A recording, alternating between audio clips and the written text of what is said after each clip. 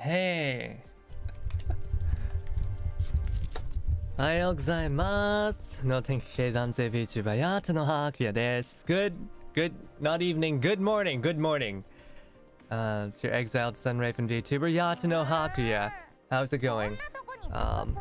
Today we are playing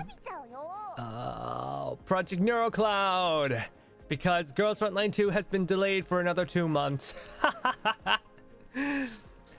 Today is the Clotho event, so today we're going to get our lovely Gothic girlfriend, and she's incredibly Gothic. She's pale as a corpse. There she is, Twilight Requiem. Let's head right into her event. I hope you guys are all having a wonderful morning. I was not sure that I could actually get on today. I was a little bit afraid that I was a little bit too, how would you call it? Sleepy, tired? I didn't sleep until very late last night.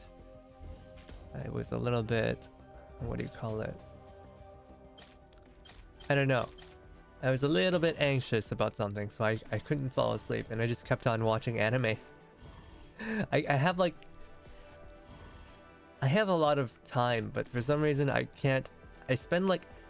I watch all my anime at once on one day, right? I only watch it on the weekend in bursts. I can't watch it like daily as it comes out for some reason. And like I've got a batch of, what is it? I've been meaning to watch all of the Shin movies. So Shin Kamen Rider, Shin Godzilla, Shin Ultraman. I've been meaning to watch them, but haven't really made the time to. Yeah, let's get right into it. Where's the event? Clotho. We want her. Look at how sad she is. How sad and solemn she is. Look at those aren't ravens, those are crows. Look at the crows. She's got some butterflies here too. These are, I believe these are lilies? I could be wrong. Somber glade. I guess they're somber glades. Right, let's take a look. Oh, it's just like the last event. You get tickets over by playing the game, and then you need to farm it. And it probably also has the 3D maps as well. Right, let's just right there we go. Midnight Echo, a creepy unfamiliar song resolving into the person from your dreams.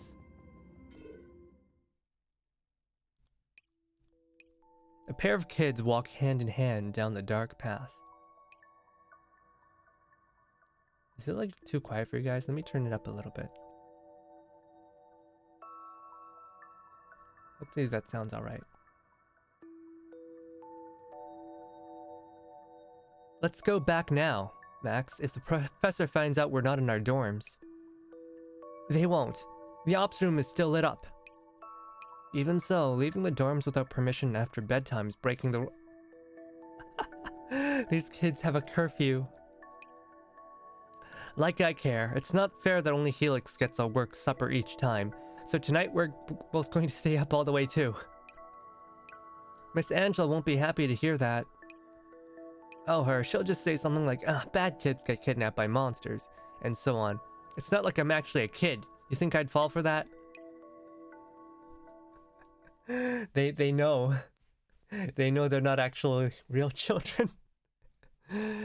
Hello, Andre. How's it going? Good morning, good morning. I hope you've been having a wonderful day.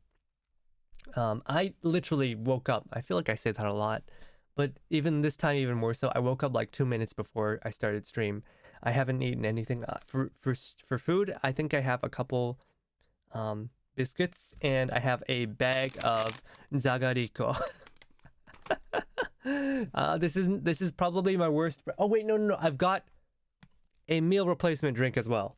So I'll probably have some of that at some point during this stream when I feel hungry enough.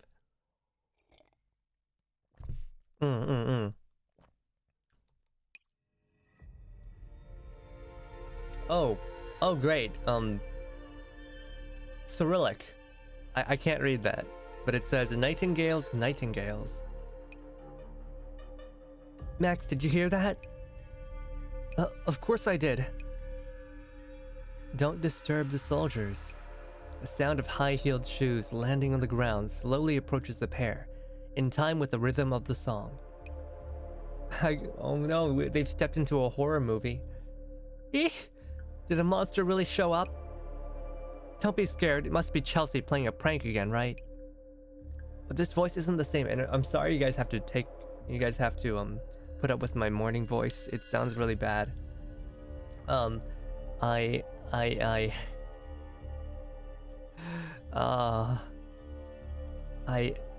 woke up. You ever wake up and you have like a bunch of phlegm in your throat? And it's like, it's not just a little bit, it's so much that like the first time you draw breath, the first time you try to breathe, you suddenly get and then like you have to like panic and you like cough it out, and there's just like a ton of phlegm. There's so much phlegm, it's like it's all over your hands. Your hands can't get enough, so you like desperately get some more like tissue paper to like wipe it off, you know, because phlegm does not come off in the sink. You have to like wipe it off, so you wipe it off, and then there's just more, and there's more and more, and before you know it, you've gone through like 5 tissues. It's so gross. And then you wonder, how did you not choke to death in your sleep? That was my morning, and that's probably why my throat sounds so rough right now. Then it must have been a voice changer. A voice changer. Let the soldiers sleep a little. An unfamiliar form looms into the view from the darkness of the alley. The long shadow cast by the light behind stretches across the ground. Max, that doesn't look like Chelsea. Is Chelsea that tall? Yes, it's our tall goth GF. She's finally here. She must be up to something new. There's no such thing as monsters. Chelsea, that's enough of your pranks. Come with me to see the professor. The singing stops and the footsteps approach. The indistinct figure gradually heaves into view. Yeah, I legit can't talk for like 30 minutes after. Yeah, my throat feels pretty rough, but I hope I can read through this visual novel. There she is. It's the monster. And by monster, I mean the really cute girl. There's your tall girl. I think she's like around 170 centimeters, which is, I guess, which is like 5'7". I guess that's tall for an Asian lady, but Clotho is clearly not Asian. It's a tall female agent. She is carrying around something on her back that is at least 2 meters long. A coffin. Oh right, it's probably the coffin that was casting a shadow. She lowers her eyes and looks down upon Max and Duchevnoy. You're... Max struggles to stay calm and questions the strange visitor before her. However, she is not answered by the agent, but rather, you two. I should give this person a voice, huh? You two. The strange and somewhat hoarse voice drifts out from the coffin.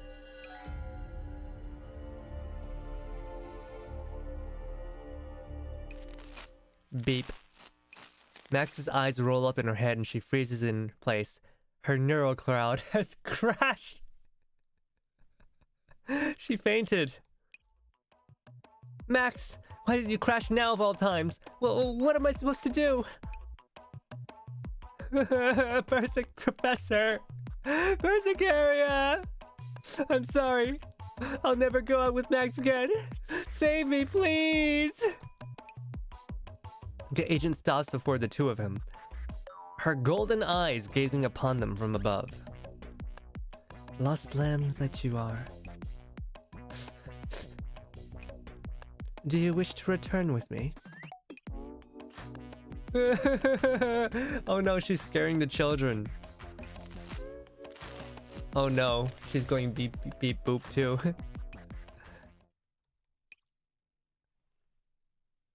I think she crashed too.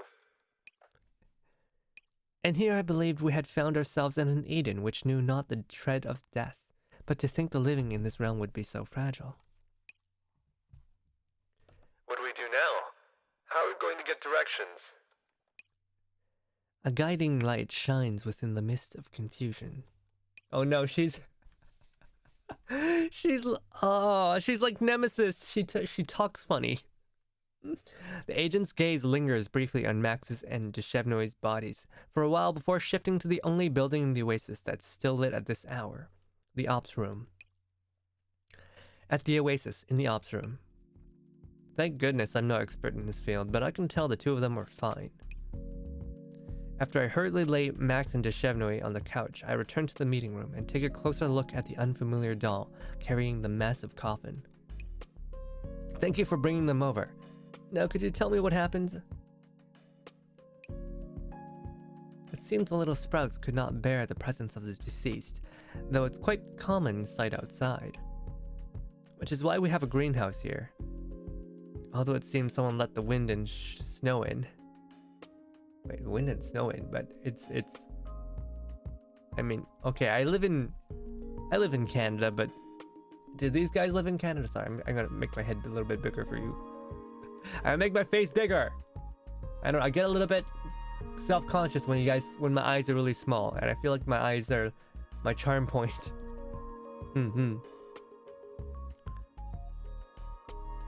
Upon hearing me reply to them in kind, the expression on the face of the doll, who had been entirely unapologetic towards those two, changes at last. Oh, that's the Oasis professor for you. Can't believe you could actually keep up with our conversation. Wait. Oh my gosh, we're talking funny now too! For some reason, we still can't understand Nemesis. Thanks to my position, I've come into contact with many strange people.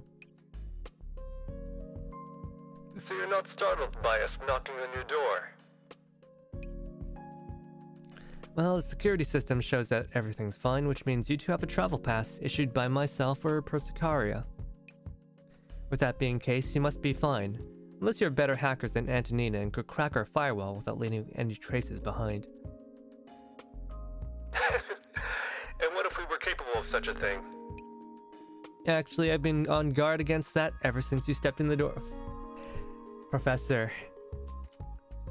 Always 4 steps ahead. At least up until 2 seconds ago. Now I can completely relax.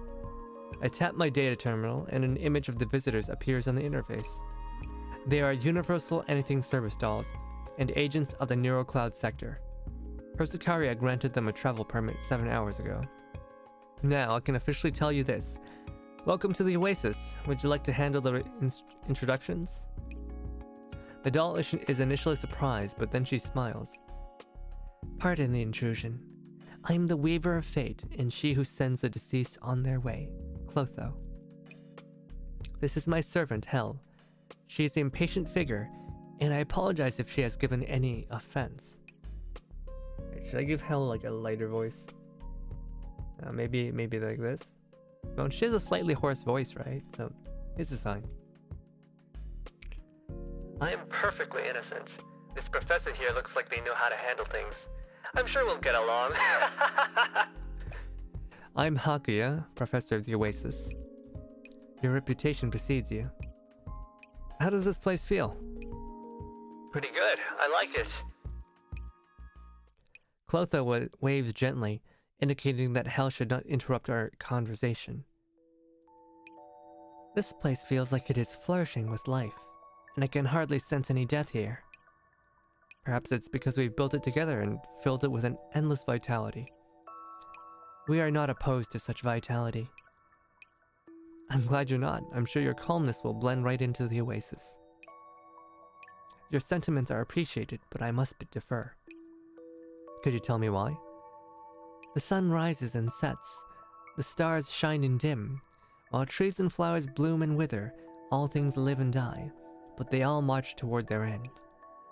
It is the same with the Oasis and with me. I must find my fated person, and I do not have the luxury of admiring this lovely scenery. Her fated person. Is she in love? Is she looking for her soulmate? Oh, I want to hear it.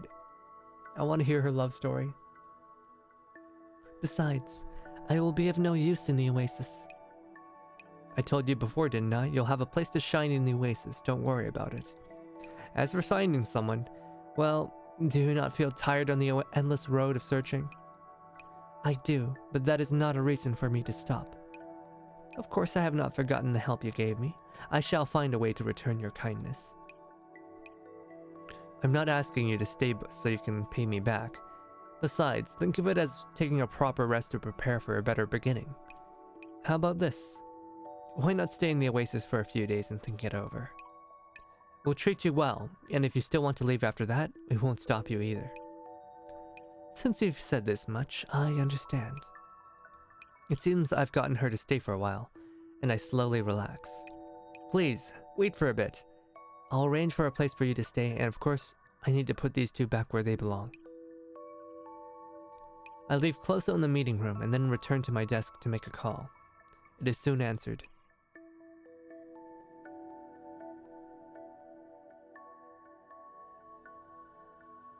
Are you still in the ops room, Master? Just 1 hour ago, you promised that you would rest on time, didn't you? Yes, provided nothing else happened. There's been a little situation with Max and Deshevnoy. Their neuroclouds have crashed. A situation? You mean? Relax, they're not in danger. I just need you to send them back to their dorm. I'm glad they're fine. Leave it to me then. Also, please arrange for an empty room in the ladies' dorm. We'll need one for one person and one box? Never mind, we'll go with the double. Please arrange for a double room. Very well, I will do so now. After hanging up, I suddenly sense a strange mood in the air. An icy chill is pouring out from behind me. I reflexively turn and find a black shadow standing there. You. I warily eye Clotho, who had just shown up, and quickly regain my composure. What's wrong? Did you remember something? To my surprise, I find that Clotho, who has always been quite inscrutable, now has teardrops beating in the corner of her eyes. That voice just now. It was... Just now? What voice? I've been searching for all this time. Oh no, it's... Emoko's behind this. The potato woman. She did another thing. Oh no, we have more things to blame Emoko about. That vile woman. Gunsmoke in battlefields. From reality to the cloud server. I've been searching all this time, and it's a Yuri. Ah, Emoko, stop putting your Yuri in my game. Ah, how can I self-insert into this game if the girls aren't all horny and like fighting over themselves, trying to get to me, and instead they're like romancing each other? This is wrong. How can I enjoy that? All right. Wait, is this person you're looking for? As confusion fills the air, the door to the ops room just so happens to open. I'm here, Master. Upon seeing the person who has arrived, Clotho immediately says her name. Centraci. Centraci stares at Clotho in shock, but only for a moment. Then her mouth curls into a faint smile. It's been a while, Clotho. The formerly aloof girl doesn't hesitate. She lunges at Centraci, and what starts as an intermittent sob soon becomes a full-blown wailing. Oh, I wasn't expecting the breakdown in the prologue. What's going on? Faced with this, Centraci simply pats her shoulder gently and smiles. It's alright. It's alright now. Maybe I should send Deshevnoy and... Pardon me, Master. Give us a bit of time. Just a few moments will do. The sound of her palm gently patting Clotho's back blends with the trailing sound of her voice. Then, as though in time with the ethereal Requiem, Centraci begins telling its story from a long, long time ago. Oh, wow. Wait, is this another one where like we don't actually get to see her like activation story until the end? Stage 1, Sunset Soliloquy. How many lost souls are coiling up from the smoke? Smoking ruins. Oh wait, no, it is here. Whoa, that's so cool. She pops out from her coffin. That looks so cool.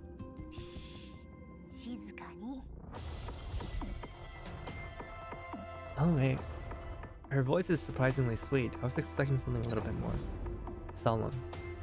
Blood, formerly flowing, now lies dried. Corpses litter the wilderness like grass.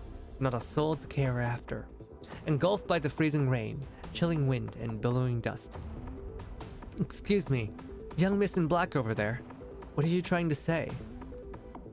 People have always said that, in death, all things are equal. But in truth, many of the deceased have nary a right to a resting place. Oh no, is this how she does her job? People just have no idea what she's saying while she's trying to direct the funeral. Oh, I love how she just hops out of her coffin. What does she do? Oh, that's a long description. Let's see. Passes judgment. Focusing fire. Oh, she does focus fire. If a target is damaged by normal attacks, and no else right now. Well, okay, do this then.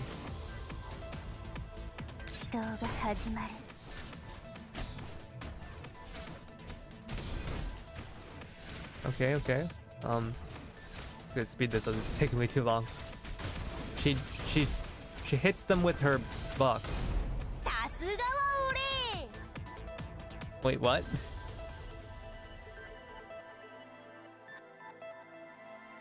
Is that Clotho's voice? Oh. Oh my gosh. Been eaten by the box. Let's see. Is that?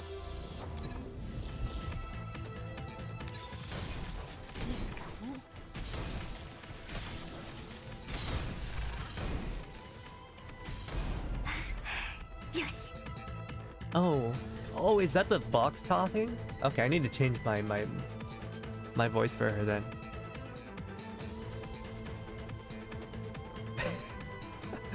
These two seem to get along quite a bit. Hence came the 4 horsemen, and in their wake was ruination and lament. The soldiers and volunteers laid the corpses in the plaza together, covering them with white shrouds and leaving markers. A complex, unspeakable emotion began to emerge, fatigue and exhaustion, accompanied with the fear born of witnessing cadavers. The weeping of the survivors reached my ears once again. Even thinking about such a scene must have been hard to bear.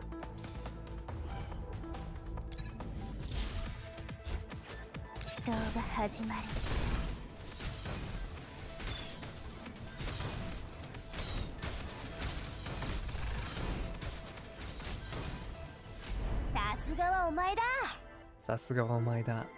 I liked the box's voice. It's got a cute voice. I wonder if it's the same voice actress for both of the box and Clotho.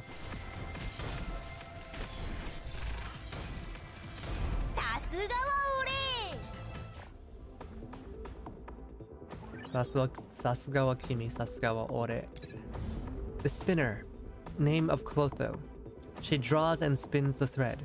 The measurer, name of Lachesis, measures the thread's length. The cutter, name of Atropos, determines when the thread shall reach finality. Who could have thought that those people who died in that disaster would be sent on their final journey by a bunch of dolls? Are Martitian A-dolls not a common sight? Perhaps now, but not in the past. Several Universal Anything dolls who had undergone emergency modification were hurriedly changed into burial clothes and stood in the plaza, reciting eulogies. A proper funeral is the greatest form of respect for the deceased. Yeah, I wonder how the families would feel that they're being sent off. Their loved one is being sent off by a robot. That might be insulting to some.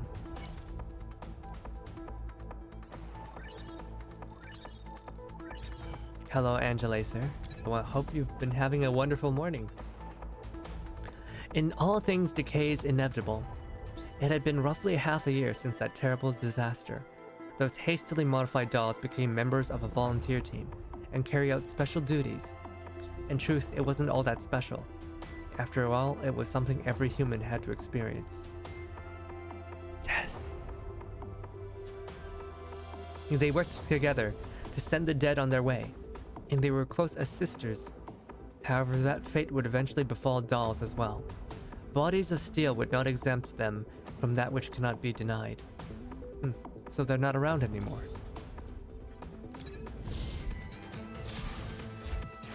Oh, so she was not built as a mortician, she was modified into one. That's why we're not getting her development notes.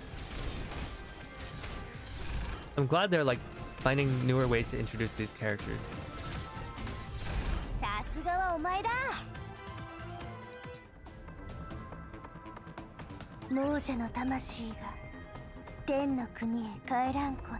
Oh, I love her voice. It's so good.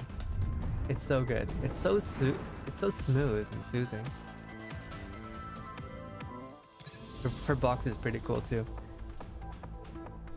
A cotton wad is wrapped around the shuttle, and from it we pull forth a clean white thread. Behold, that is life. So they still live, or rather, they who danced with death have been given new life. The volunteers purchased 3 new bodies from Universal Anything, so that they could appear in a new form. And so, those who represented death were now reborn. Pretty deep if you ask me. Wait, so they're not dead? Make up your mind! Are they dead or are they not dead? Oh, she's got her ultimate now. Let's try it.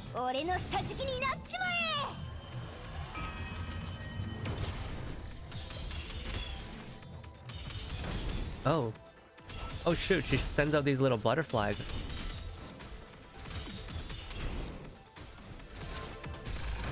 That's actually pretty cool.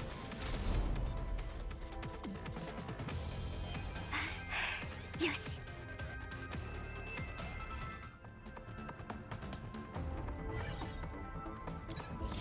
Let's speed this back up.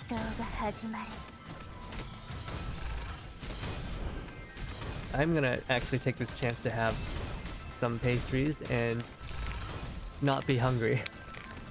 My stomach's gonna start growling. I don't have anything.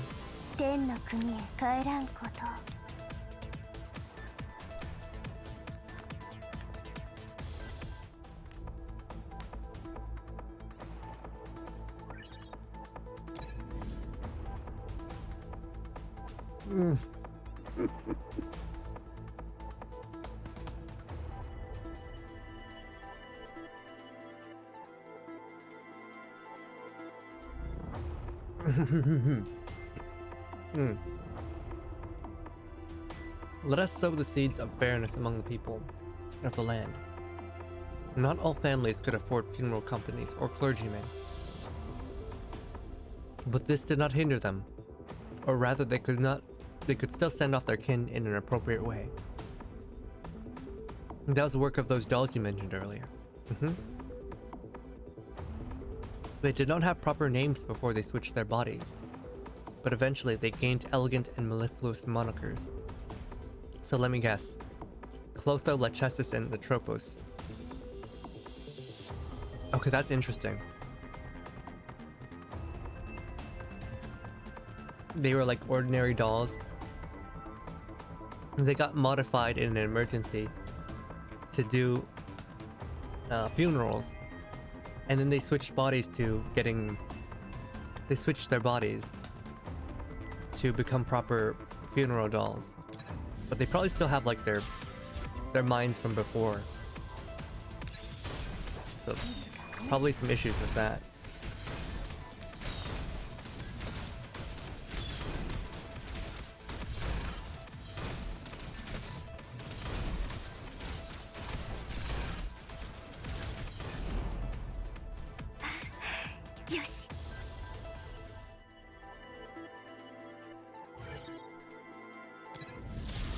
闘が始まる。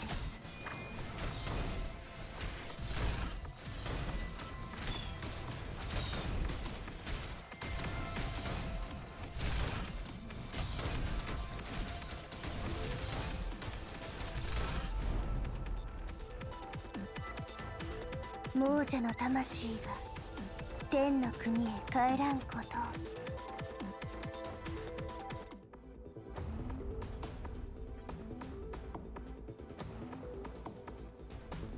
Now, I hope my sound of my eating is not too noisy.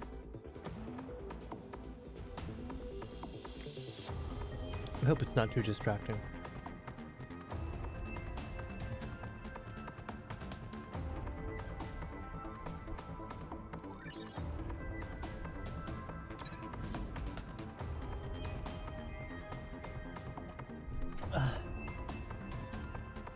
Life and death are ultimate questions which cannot be avoided.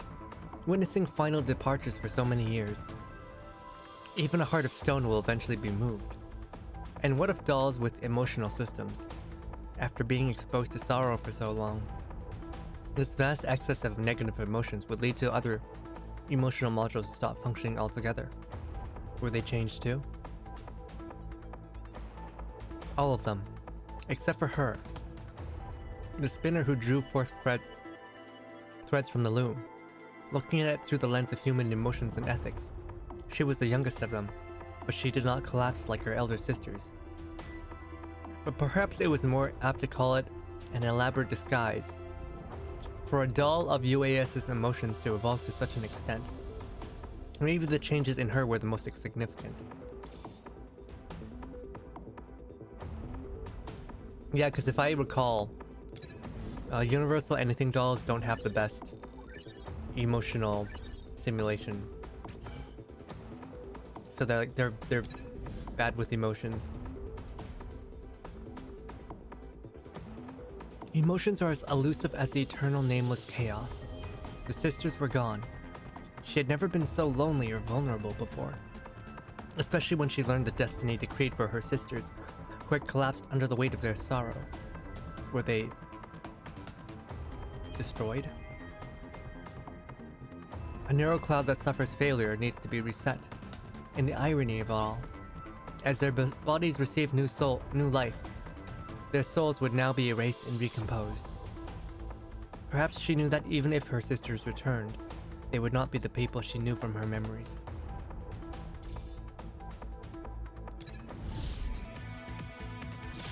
Yeah, because like if they lose, you know, if they get factory reset, right? They basically just become a new person. They effectively die.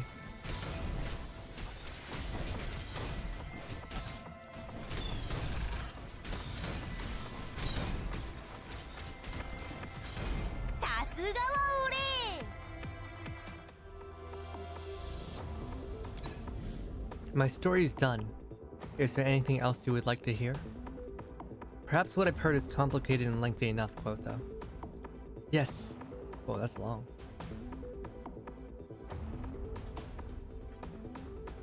I do not wish to experience those painful events again, and so I descended upon this realm. I seek that secret elixir, capable of healing one's sorrows, in this fathomless ocean of digits, so that I may exist with them, eternally bound to the past. Product code Mortician3, SSD 56, so she's a civilian doll. Serial number Moirai 23224. Activation date 2056. A lot of dolls seem to have come from this time period. So she's like, what, 4 years old? Product name Clotho. Neural activation percentage question mark. Mortician 3, call name Clotho. Verification complete. Yes. Alright, let's do the rolls.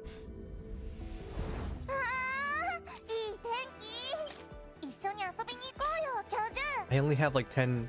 I hope I have enough rolls. We're running out of quartz sand. We're running out of sand. I feel like we won't have enough materials for future dolls. Because there's a couple limited, like one-time only dolls. I hope I don't have to spend money on that. Well, nothing for it. Let's go. Please give me Clotho. Please give me Clotho.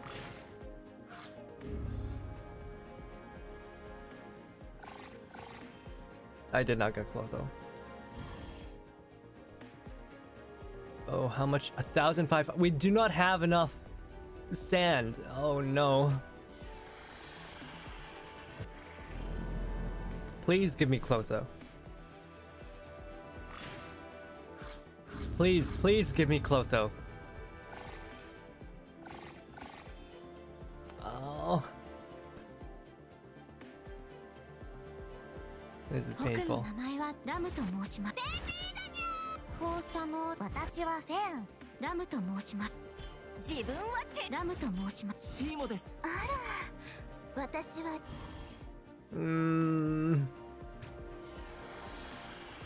Please give me Clotho. Please, I want the goth.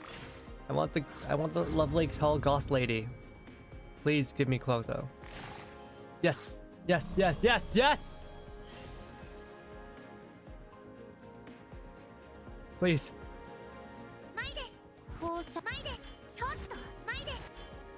Yes, yes!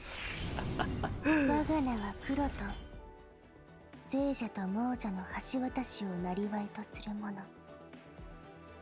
そして私には忠実な重木が存在する。やがてはあなたも知ることとなるだろう。Ah, I love her voice. I love her voice so much. I love her outfit. I love her expression. I love her eyes. She's wonderful. She's wonderful.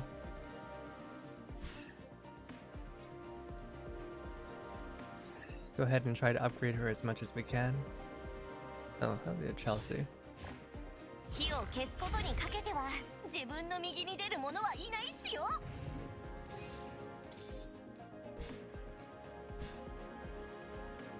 Here we go, Clotho. 3 stars. Go ahead and level her up. より多くの燃えたぎる意志を感じる。おお、こいつはいい。 Okay, she's got like 2 lines for everything. より多くの燃えたぎる意志を感じる。おお、こいつはいい。 Oh my god, so annoying. The box is so annoying. Let's see. 教授さんが欲しがっているもので Give me some 猫に用意できないものなどのわ Give me some EXP. We don't have enough EXP, do we? No, we do not.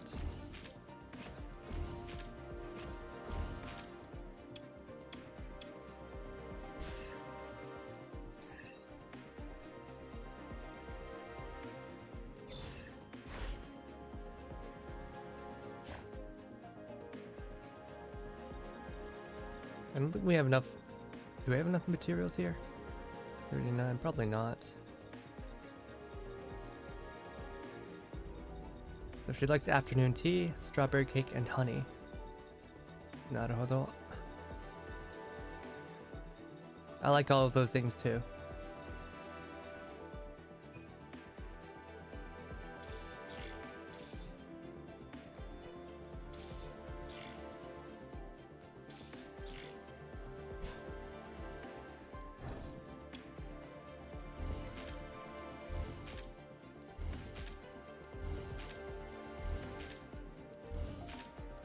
What's up, Aokawa?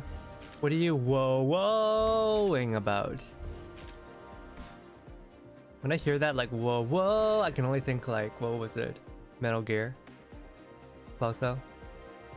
Yeah, she's so pretty, isn't she? Oh my gosh. Where is she? Clotho. These are her outfits. Wait, no, wrong. I'm not...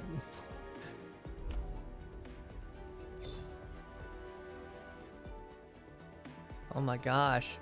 And she's tall, so this coffin's probably like 2 meters or something.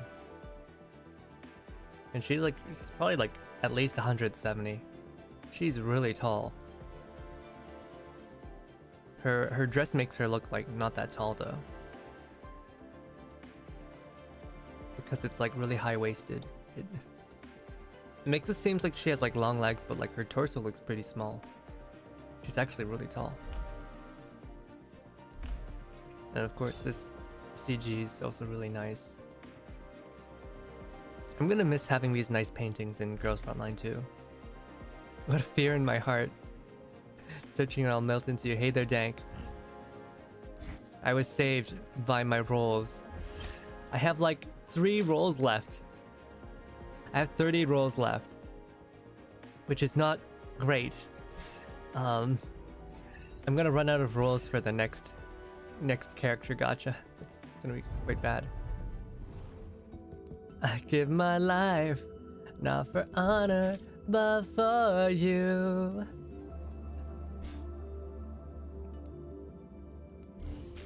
Is that enough to give her at least 1 star upgrade? Oh my goodness, my mouse is disconnecting. This is terrible. What is going on with my USB hub? Sometimes it doesn't work so good. I need 35, it's not enough.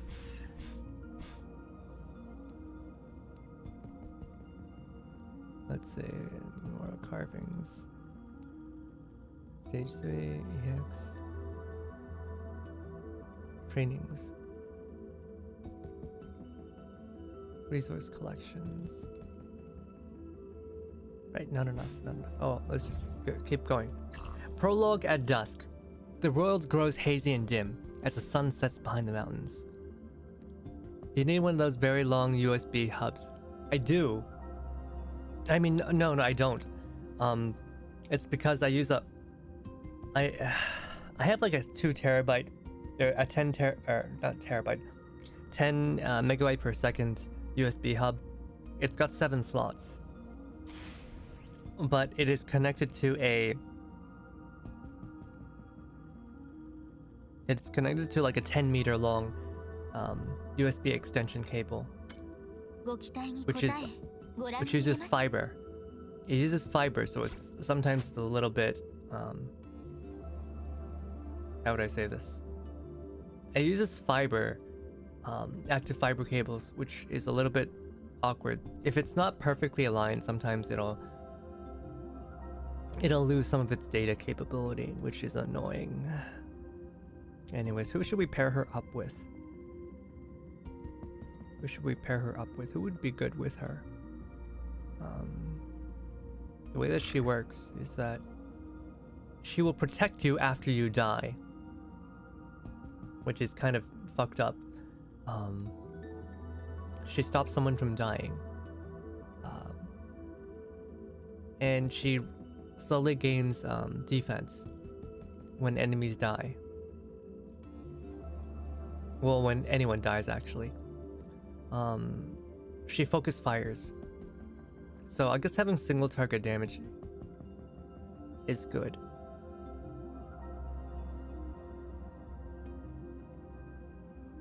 And heal and close up. Okay, her ultimate damages everybody and also heals herself. So I want single target damage. You know, let's keep using Jangyu because I like Jangyu. And Diane, they work well together. We don't need our main tank anymore because Clotho will be our main tank. Instead, we will have... let's see. Zhangyan.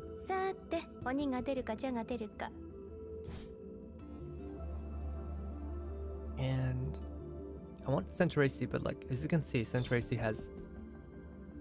I've not leveled her up at all. So we won't go with her. How about instead we go with... not Hannah. Let's go with Sakdalager.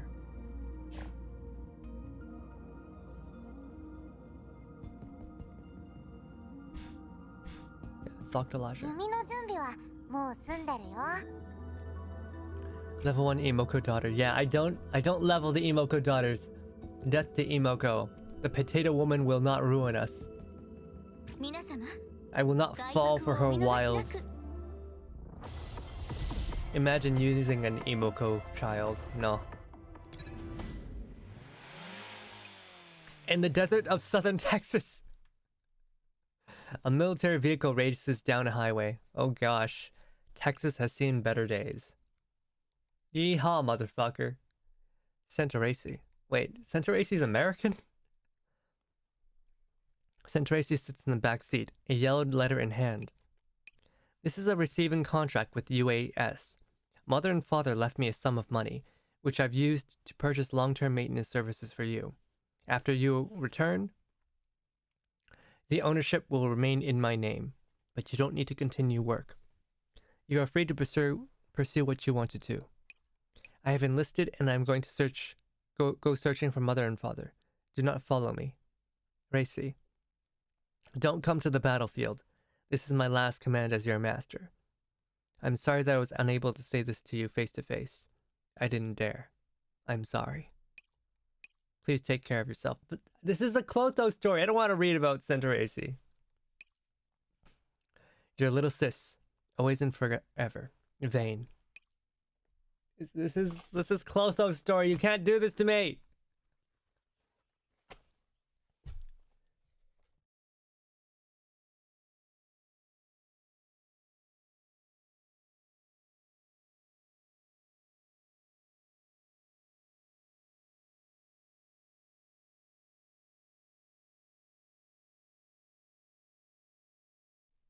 Sorry, I just had some more phlegm. Didn't want you guys to hear me coughing that stuff out. Emoko forced. She unconsciously strokes the letter. The creases on it are no longer distinct, probably because she's opened it too many times. Only the howling of the wind brings her back to her senses, and she carefully tucks the letter back into her pocket.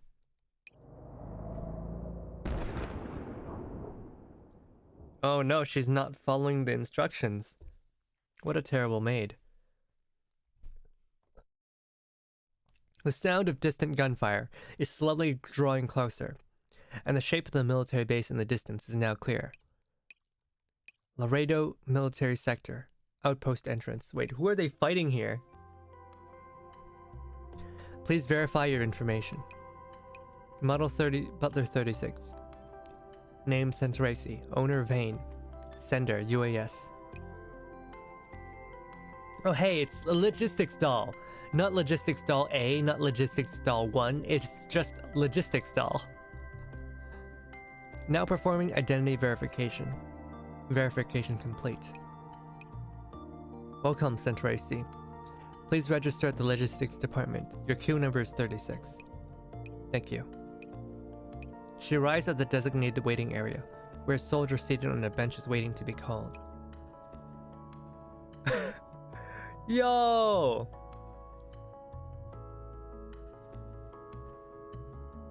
Why is this person using an AK in Texas? It's the Tinkerer from Zhang Yin's story. Look at that, he's got a little dinky little what is that? An AK-74? I mean, I don't think it's an AK-74. It's a mix between an AKM and like some other versions, but it's basically an AK-74, which is like, what the fuck are they using in the year 2056? Year of our Lord and Savior, Shiki Khan. Chinese AK Type 56. Yeah, why are they it's like 100 years old. Why are they why is this in America? He's got the quad night vision goggles. But yeah, rifle is fine. It is not fine. It is not fine. What the hell? Another tin can? Aren't you all supposed to be back in your factory pounding out ingots? Why are y'all running to the war zone one after another? Centracy ignores him. Instead, she silently finds an empty seat near the back of the room and sits down. What's this? Don't even know how to answer a human being? Seriously, what the hell are all these big corporations thinking, sending us piles of scrap like this? Am I going to be stuck talking to them in logistics? Frustrated, the soldier turns and reveals the crutch in front of him. Do you understand the words that are coming out of my mouth? No, I do not understand the words that are coming out of your mouth.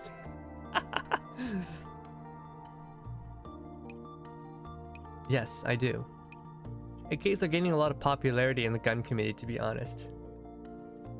I don't know why anyone would want to use a terrible rifle like an AK, but you know, go right ahead. Go right ahead. They're not good guns. There's a reason why everyone who can tries to get away from them. But your words just now could not be recognized as an effective order. And you do not have officer permission, so you cannot issue orders to me. Why you? Just as the soldier is about to fly into a fit of rage, the weighty sounds of a door opening suddenly comes down the corridor. Oh, there she is.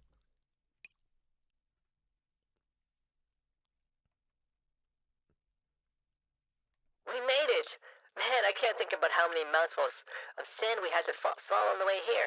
Although I don't have a mouth. I do like hell. Please remain quiet while waiting in line. The tall doll in black approaches while carrying a massive coffin, her face blank. Upon seeing her, the soldier's expression changes from furious to fearful. Shit, she even brought that out. You tin cans. AR supremacy, pretty much. Next, number 35. Just then an announcement fills the air. The soldier immediately seizes the excuse to limp off. Thank you for your help just now. I did not do anything. Yeah, she didn't do anything. She just opened the door. I know, but I'm thankful nonetheless. Perhaps it's because she recognizes the other doll as being from UAS as well. But Centaur AC feels relieved. She indicates that Clotho should take a seat too. Undertake a moment. Think nothing of it. I've often said that I'm quite a badass, seeing as how I can scare off assholes just by standing here. But nobody believed me. You've seen the proof now, right? That soldier was hardly an asshole. Perhaps he was just being oversensitive on account of being taken off the front line. Such things are not uncommon on the battlefield. Say, miss, you look like you've seen a lot and understand people well.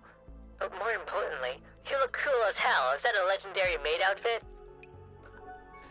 Thank you for your praise. Your appearance is also quite unique. I know, right? I think so too. Why don't we make friends? You can call me Hel, and this is my master, Clotho. I am the domestic services doll, Centaur AC. Pleased to meet you.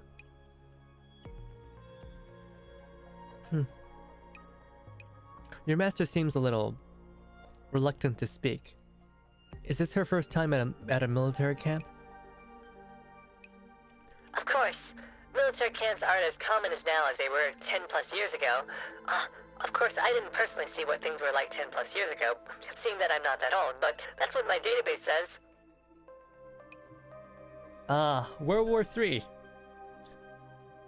World War III is over, but apparently Texas is a war zone. Trump must have been made president again, huh? Didn't he promise to fight the Mexican cartels? Oh no! Is that what this is? Is this a war between Texas and the Mexican cartels? Not even the apocalypse could end the cartels.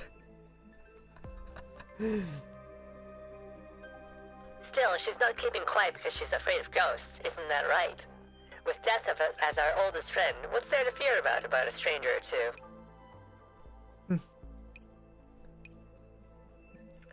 Okay, that's kind of a lame joke. It's not quite enough to cheer her up.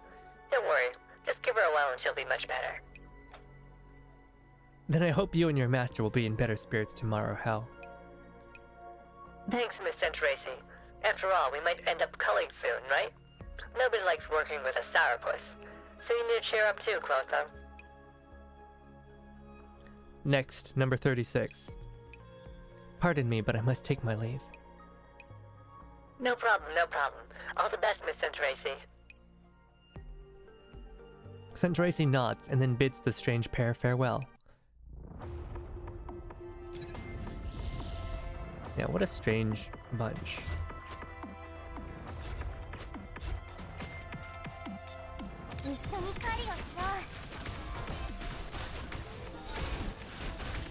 I do like Helda.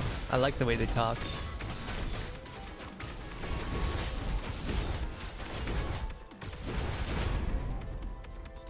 No,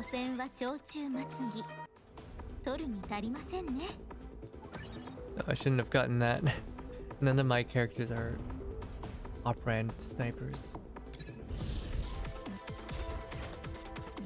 Oh yeah, this is really good. Being able to focus fire the assassins. I really hate those wolves. The two most annoying enemies, the wolves and the frogs. It seems like in every single game that Mika makes, they always make the wolves, or they always make the frogs the worst. How did I get that? I should sell this thing.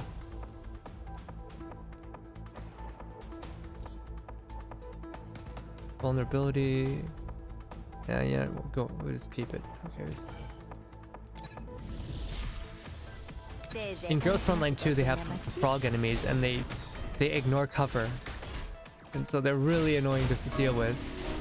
The only good thing about the frogs is that they don't move. That's the only saving grace. Yeah, someone at Mika must really have a fear of frogs. PTSD from Resident Evil Frogs 2. Wait, you mean the hunters? Yeah, the hunters are pretty nasty.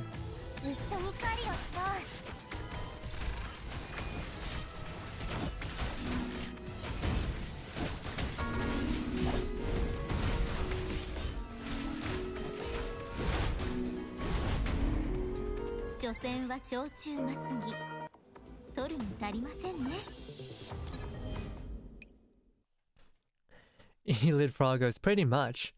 Inside the logistics office. Centracy enters the room and reflexively stands at attention with proper military posture. Upon seeing her do so, the officer's tightly knit brow relaxes a little. Damn, look at those future goggles. And the little cap. A little visor. Why do future Texans dress like Russians? Can someone explain that to me? What's wrong with you, Texas? You're supposed to be the most American state. Why are you all dressing like in a... Why are you dressing in a Smersh? Why are you dressing in a Russian raincoat? This makes no sense to me. Sponsored by Oakley. Soviet surplus. Why are we wearing Soviet surplus in Texas? Oh, yo! That's pretty cool. Look at that. Yo, I like this. Okay, maybe Imoko's not so bad. Sir, I've uploaded it to your terminal, sir. That was fast. Let's see, UAS. Thought all they produced were hunks of junk. A jointly developed doll? No, this is new. Military officer looks up and carefully studies Centracy once again. Not bad. Better looking than the others too. Wow. You don't belong to the signee of the contract, I have to pay if you get broken? And why is it that expensive? Are they trying to make a quick buck off us? She looks great in her little sister, right? Centracy says nothing. All she does is watch as the officer's gaze flickers rapidly between the terminal and herself, until his piercing gaze gradually settles down. Let me think. So Svarog was involved in your development. That lot outfitted you with combat modules? Sir, the Butler 36 is equipped with the newest model of combat modules. Sir, wait, she's here to fight? She's enlisting? Excellent, then you won't break so easily. Still, remember your work area and avoid the combat zones. If your brain short circuits and you get blown up because you ran out of the defensive zone, then I'm not gonna pay for it. 36 becomes Texan. Oh my goodness. Yes, sir. Yeah, she's even got the hat. The officer closes the data file and brings up the registration interface.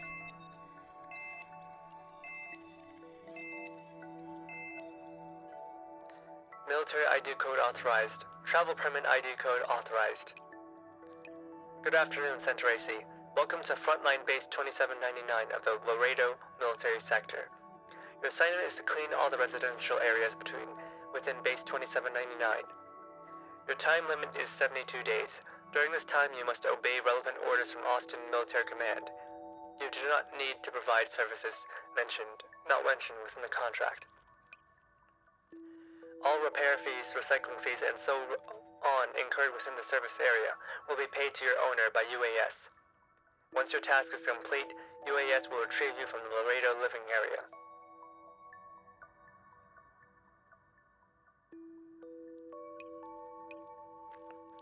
Your break room is in number 105 in Block C.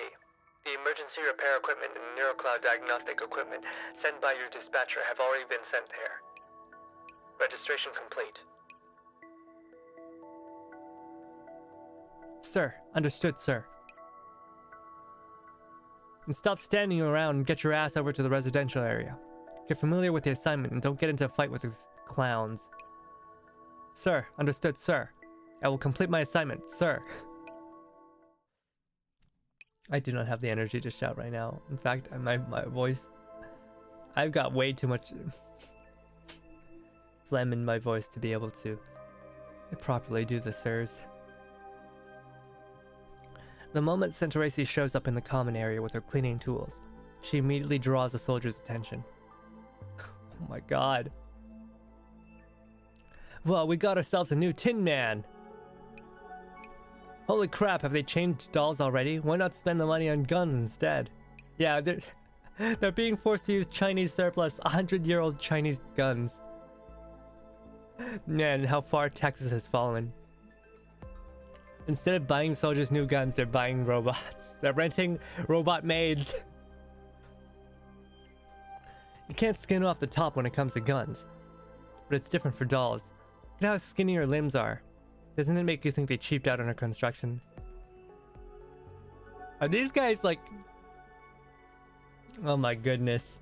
The soldiers are like shaving off pieces of metal from the guns to sell. That doesn't sound very American.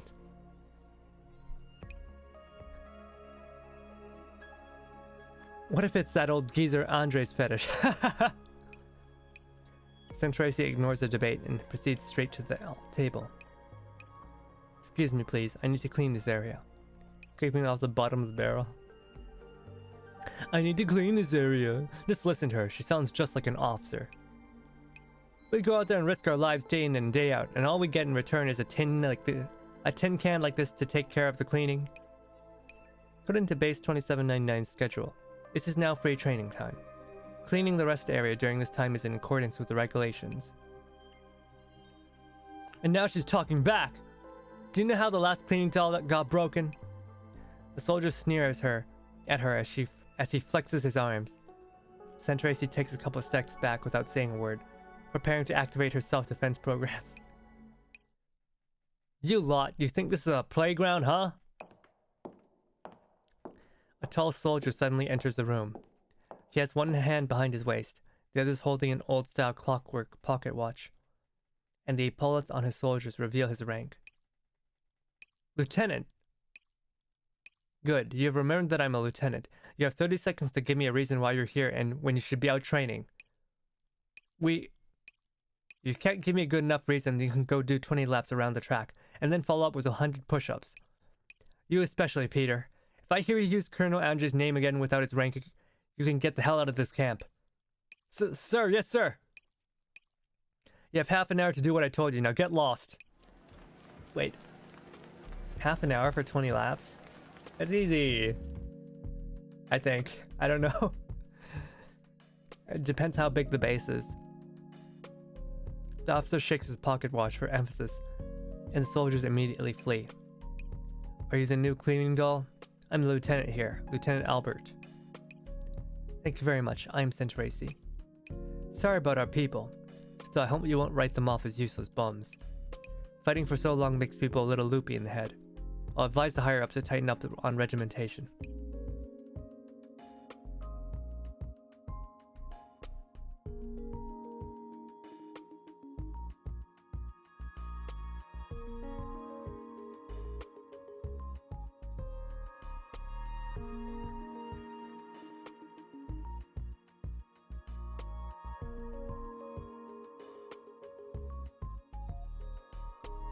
Okay, I've got a ridiculous amount of phlegm.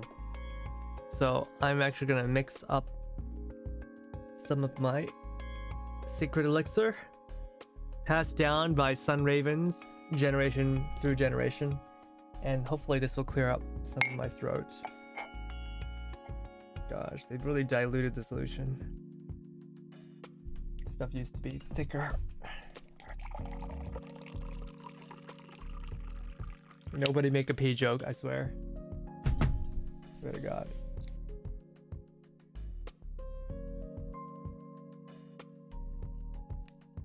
Alright, I don't have a stirring stick. I don't have a stirring stick. You know what? Let's open up this bag of Jagariko while we're at it. We'll use a Jagariko as our stirring stick. I don't think it's even long enough to reach the bottom, but... oh well. Maybe if we stir at the top, it'll scoop up what's at the bottom. It's not working. Oh well.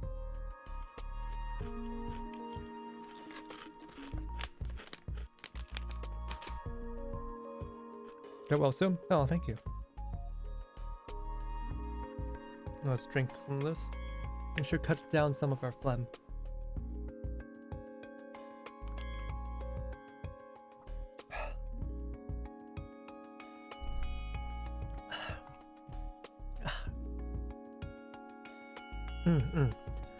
Ha ha ha ha.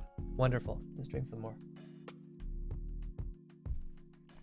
Oh, okay. We got this. I can read. I can speak. All right. I understand, sir. Good. You're more disciplined than that lot from before. I once served in a soldier's family, sir.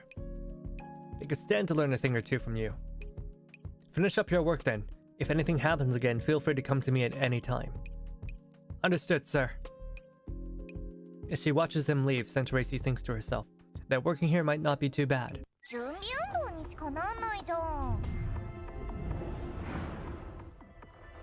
we're still in the first stage.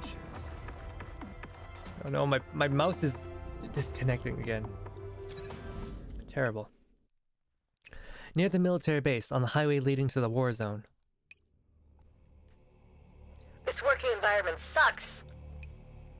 Don't be so loud when we're in dispatch, Hell. But I can't take it anymore. Are you saying you can? That logistics officer was going too far. He was bossing us around and pointing us here and there the moment he saw us.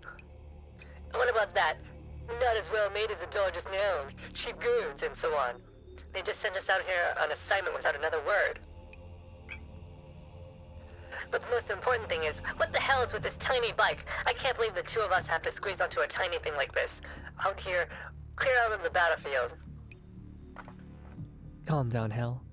Do not frighten away the wandering spirits. I can sense many of them up ahead. Oh no, she can see ghosts. Dry desert, blaring sun, long black clothes. Oh boy. I wonder if that was on purpose. Yeah, it really is the Undertaker. Fine, fine, fine. Work it is. Oh, woe is me.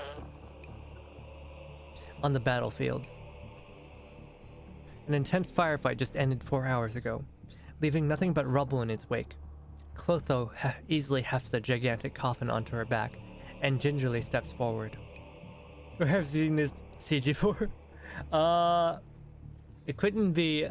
it couldn't be... Continuum of turbulence, could it? The black of her mortician's outfit looks like a little sinister amid the smoke filling the battlefield. What happened to the sand?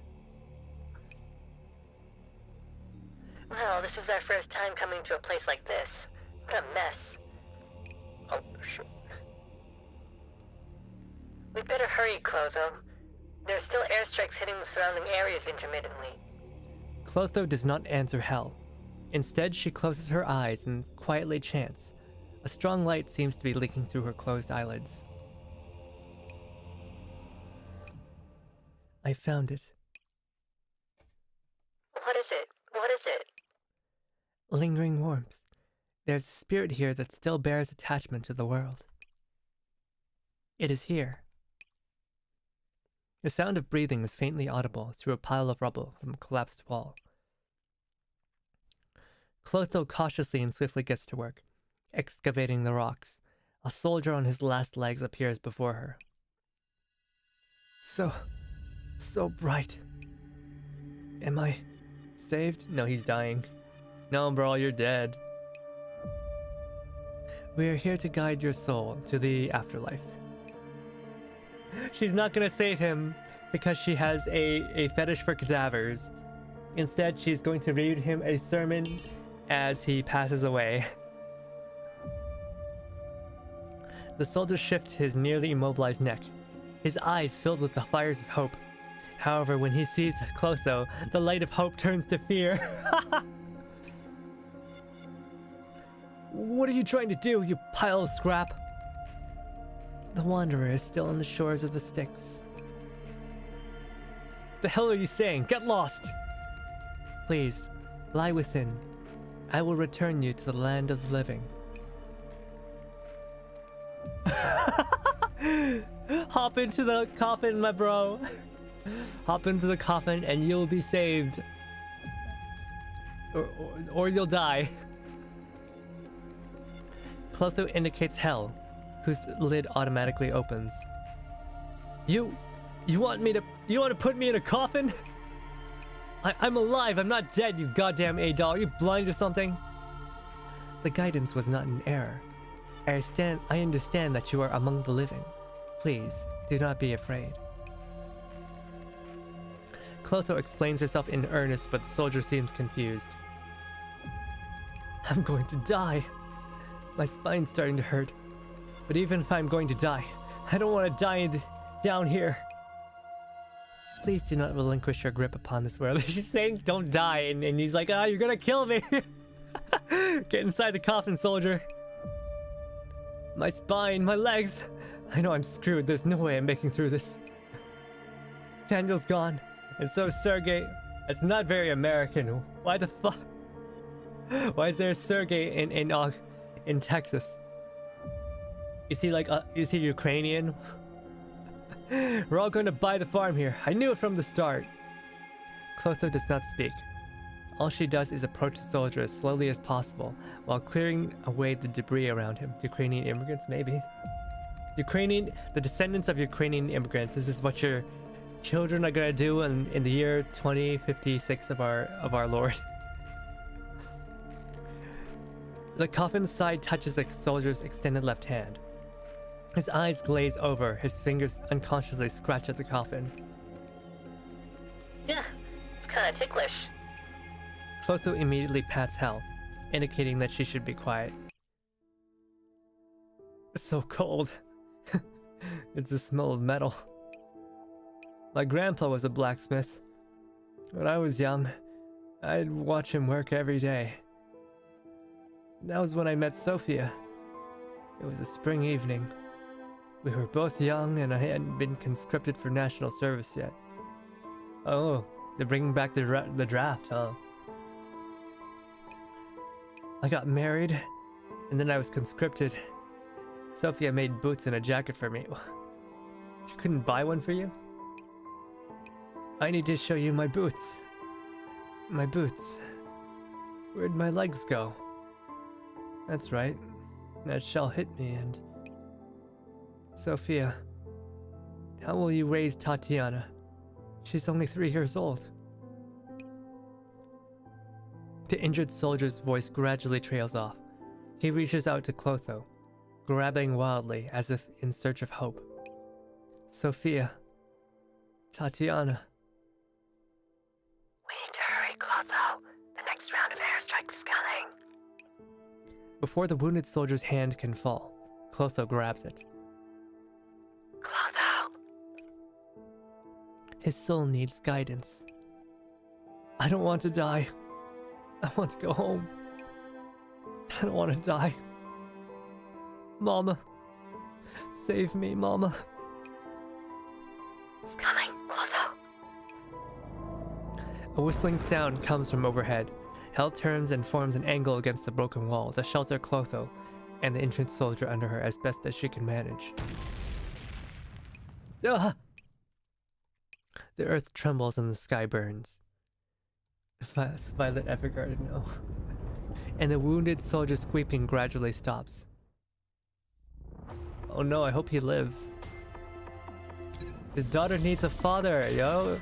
She's gonna grow up all messed up if she doesn't have a dad.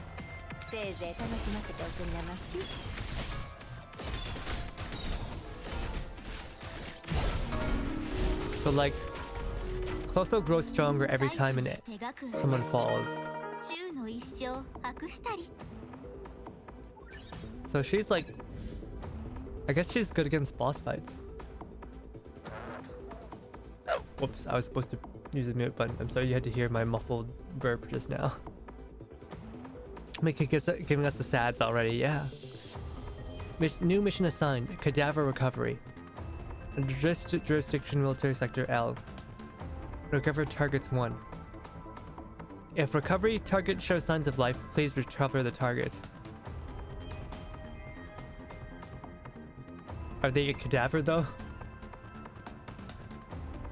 Cadaver is like a body used for dissection. Let's go, hell. What? What if they don't show signs of life, right? It says recover cadavers. If they're not alive, then what are you recovering? Are you just gonna... I don't know. I feel like this is a bad translation.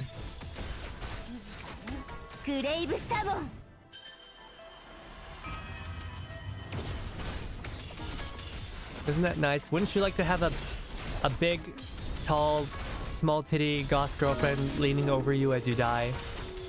Sleeping on your coffin? Normal Mikotiel, yeah.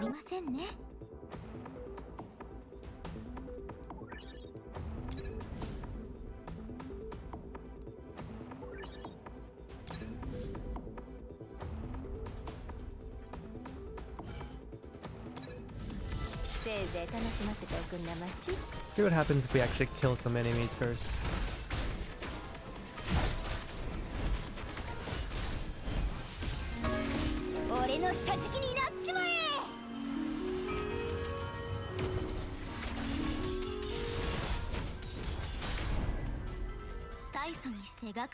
%100% of ascension from GF like that. Yeah, we're absolutely gonna go to heaven, for sure. I would like to stay with my GF. You know, if I had a tall goth girl, girlfriend, I would like to keep her and not go to heaven without her. You know. Oh, there we go. She died, and she encased herself in the coffin. Please upload me into a doll body instead, yeah. Just give me a doll body so I can be with my doll wife. After what seems like forever, the bombardment finally stops. Below the newly heaped pile of rubble, a rectangular coffin protrudes. Good thing I don't have a mouth, or else I'd be full of ash. You okay, Clotho? Clotho dusts off the shrapnel stuck in her body and her deformed body modules, then looks away. I am fine. She closes her eyes and begins chanting again. The strong light shines from beneath her eyelids once again. I cannot feel it anymore. Death came in the end. Oh, if only he just got in the coffin, he would be alive. Hell, we should begin the burial. Are you seriously going to bury someone in a place like this? It is kind of cool, though. To comfort the living and the dead in order to prevent the living from being lost in their pain, and the dead from wandering alone in misery. That is my job. Alright, alright. I feel like if she allowed Hell to talk, the soldier would have been okay with stepping inside. Assuming he still had legs. Faith verification output complete. Clotho stands up, places her hands together, and then begins reciting her eulogy. So I guess this is Clotho's mental illness, is that she can't save lives because everyone's too scared of her. Why is she reciting this in Russian? We're in Texas! Before the Lord changes a mortal to light, he first guides him through the course of this life. Death has destroyed your body, but saved your soul. In the sorrow of death, your soul has found freedom. May your ashes rest in peace. You killed him! I mean, if you didn't show up, he was gonna die anyway, but you failed to save him. Clotho stores the soldier's body inside the coffin and slings it over her back. Wow! She continues forward with uneven strides. Her mortician's monochrome outfit has become even more ragged from the explosion before. Now, even in a battlefield swathed with smoke, it is no longer out of place. She probably lost a leg. Yeah, probably lost both of them. But you can still survive without your feet, right? Depending on how far the injury was. Matt V. So he's gone too. It means the whole squad's gone. That's 32 people in all, right? Is this all you brought back? Some bodies were no longer intact. If you had a tourniquet on. Is making excuses all you know how to do, you incompetent doll? Hey, why are you hitting her? You shut the fuck up too. What the hell kind of lunatic would put a neurocloud in a coffin anyway, you freak? He punches Hell again, but it doesn't seem to have any effect. The soldier grabs his swollen right hand and grits his teeth as he glares at the two of them. You goddamn you! This tin can must be a jinx. We've got corpses enough as it is, but now it's waving its coffin around in front of us. Get the hell out of here, you trash! Considering you've got enough energy to mess around like this, can I assume that this morning's training was too light? Just as the soldiers are about to physically throw Clotho out of the building. Can they even lift her? The voice from the doorway grabs everyone's attention. Lieutenant, we weren't messing around. Then do as our regs say and get to lay hands on our support dolls. Sir, it's the fault of these tin cans for not being capable enough, sir. She was assigned to collect bodies, but she didn't finish her job. The numbers don't match, sir. If I hit you with an arty shell right now, your corpses wouldn't add up either. Yeah, you just become hamburger.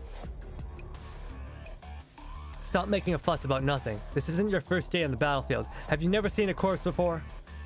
Mind your own business and stop wasting time. If you want to avenge them, make sure your guns are clean. All of you, start doing laps. The time starts now. This is very un-American. Yes, sir. This is really not... This is very un-American. Clearly, this camp is not being run by the US Army. It's being run by, it's being run by, a Ukrainian officer or something. Reality of war is that not everyone gets to go home, alive or not. Glorious Russies. Or Russian, who knows? Actually, don't the Ukrainians have better equipment than this? Yeah, why do we have Russian soldiers in Texas? This makes no sense. Soldier slinks off again. Albert wipes his pocket watch and approaches Clotho. URNC. Oh yeah. No. This is 2056. The URNC is not in Russia yet. They're not part. The Soviet Union is not part of the URNC yet. So, I mean, this America might be in the URNC, but we have no idea who's actually inside right now. Oh, that was super cool, Lieutenant. No wonder you're in charge of them. Thank you very much. Save it. You do your job and I'll do mine. That's enough. I do hope you won't be biased against them either. They've just been under a lot of stress. Even though it may not seem that way, I've saved quite a few of their lives, so they'll listen to me. Same goes for you, got that? If you do your job well, people will naturally respect you. That's how the military works. Yes, next time, I will do my best to keep the souls of the living in the world. If you weren't gonna read your stupid eulogy, just stuff him in the coffin. He would be alive by now. Unfortunately, Clotho's got...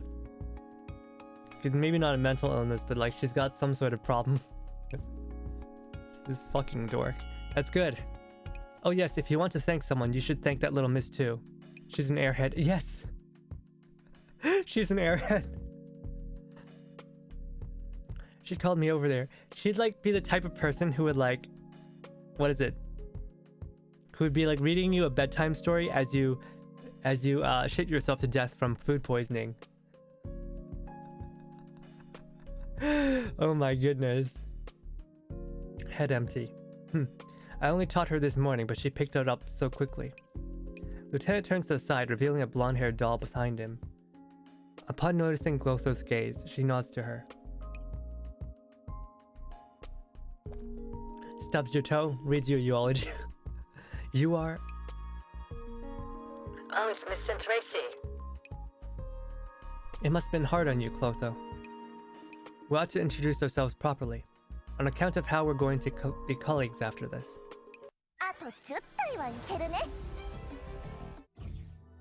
Guys, why is she like this? Why does Clotho like this? Why is she such a dork?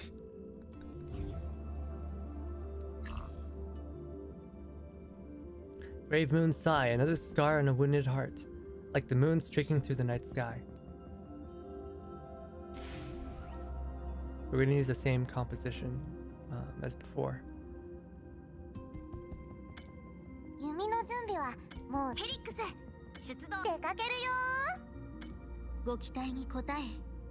Wait, did we not have a healer last time? I don't think we brought a healer.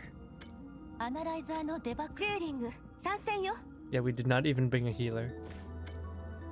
No wonder we were having so much trouble.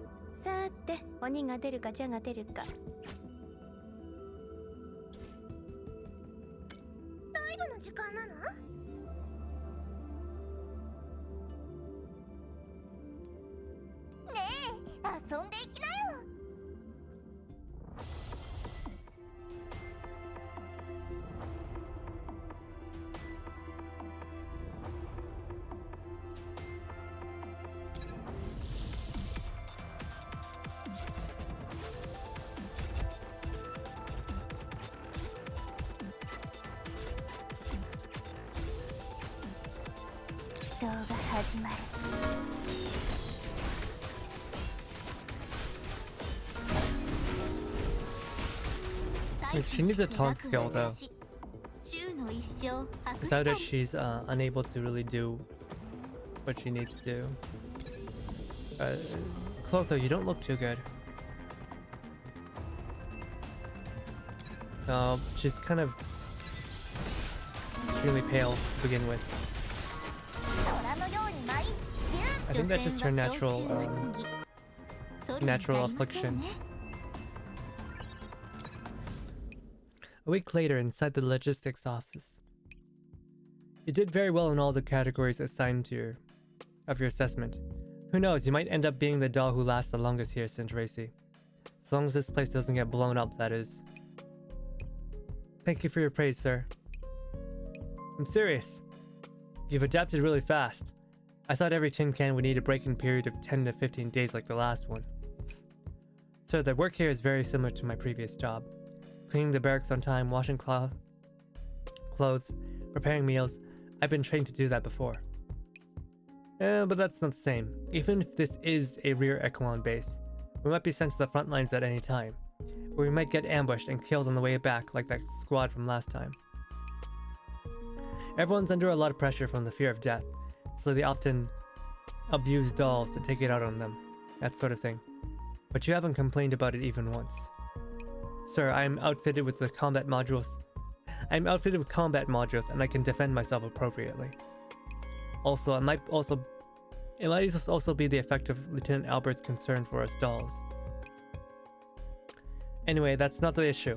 The important thing is you've done a good job. Is this the guy who was like rumbling with his crutch before? Or is that someone else? Oh, forget it. Why am I even explaining all this to a doll? In any case, you did well, so keep it up. Thank you very much, sir. Centauri C pauses. Upon hearing the officer talk about ambushes, her thoughts go to Clotho. A question, if I may, sir. Go ahead. May I ask how Clotho, that doll who came with me, is doing? I heard she is very busy now since she has to take care of those sudden situations, so she is rarely in the base. Well, she's working. Frankly speaking, anyone could do that job. So we're not really particular. I hope luck is on her side and she doesn't get shelled to bits. Right, you shouldn't be worrying so much about irrelevant things. Carry on with your work. Yes, sir. At the rest area. Crack Startman energy. Does he? Hey, look at it. Hey, look who it is. It's Base 27's Iron Maid. It's break time now and the lieutenant's out, so you can't do anything to us. Excuse me, I need to clean this area. Cold as ever. Forget it, Peter. You want her to hit you again? She sure opened your eyes last time. So the way you get respect is to kick their asses. I wonder who had all the free time to teach his dolls how to fight. Even though they talk tough, the soldiers still obediently move aside and continue playing their little games. Ha! You lose again, Peter. Shut up! Again, let's go! They do somersaults as the music plays, and occasionally they roll around on the ground. Seems like they're competing on physical abilities. Rolling on the ground? What are they, children? Please be careful not to knock the pail over. Did you hear that, Peter? She thinks you're getting in the way. Aren't you all mouthy today, punk? And you, doll, how dare you say I'm getting in your way? Why don't you give it a try then? Go around with me and we'll see who exactly is better. Good lord. Are you trying to test your strength against a doll? Why don't you try going head to head with the tank and see who's tougher? What's so scary about a tank? Not like I haven't gone up against one before. And look, I'm alive and well, aren't I? Alright, give it a rest. He'll end up drinking himself stupid again at this rate. Oh, alcoholism too! Another trait of the Russian army. Hey, Son Tracy, we'll let you finish up quickly, so don't go ratting us out to the lieutenant. The group leaves in a cloud of noise. Son Tracy thinks about what the others have said to her. I was hoping it was rock, paper, scissors. Anyways, good morning, Chibity. I hope you've been having a wonderful day. Same goes for you. Got that? If you do your job well, people will naturally respect you. That's how the military works. Anyway, that's not the issue. The important thing is you've done a good job. But what about Clotho? It does seem to be the case. She looks towards the dorms. Clotho's door is still tightly shut. She must be out on an assignment again. Hope she's sorting things out on her side too. For some reason, she seems a little bit hung up on Clotho. What she doesn't know is that Clotho is currently carrying out her toughest assignment she's had this week. Oh. Hope she'll be okay.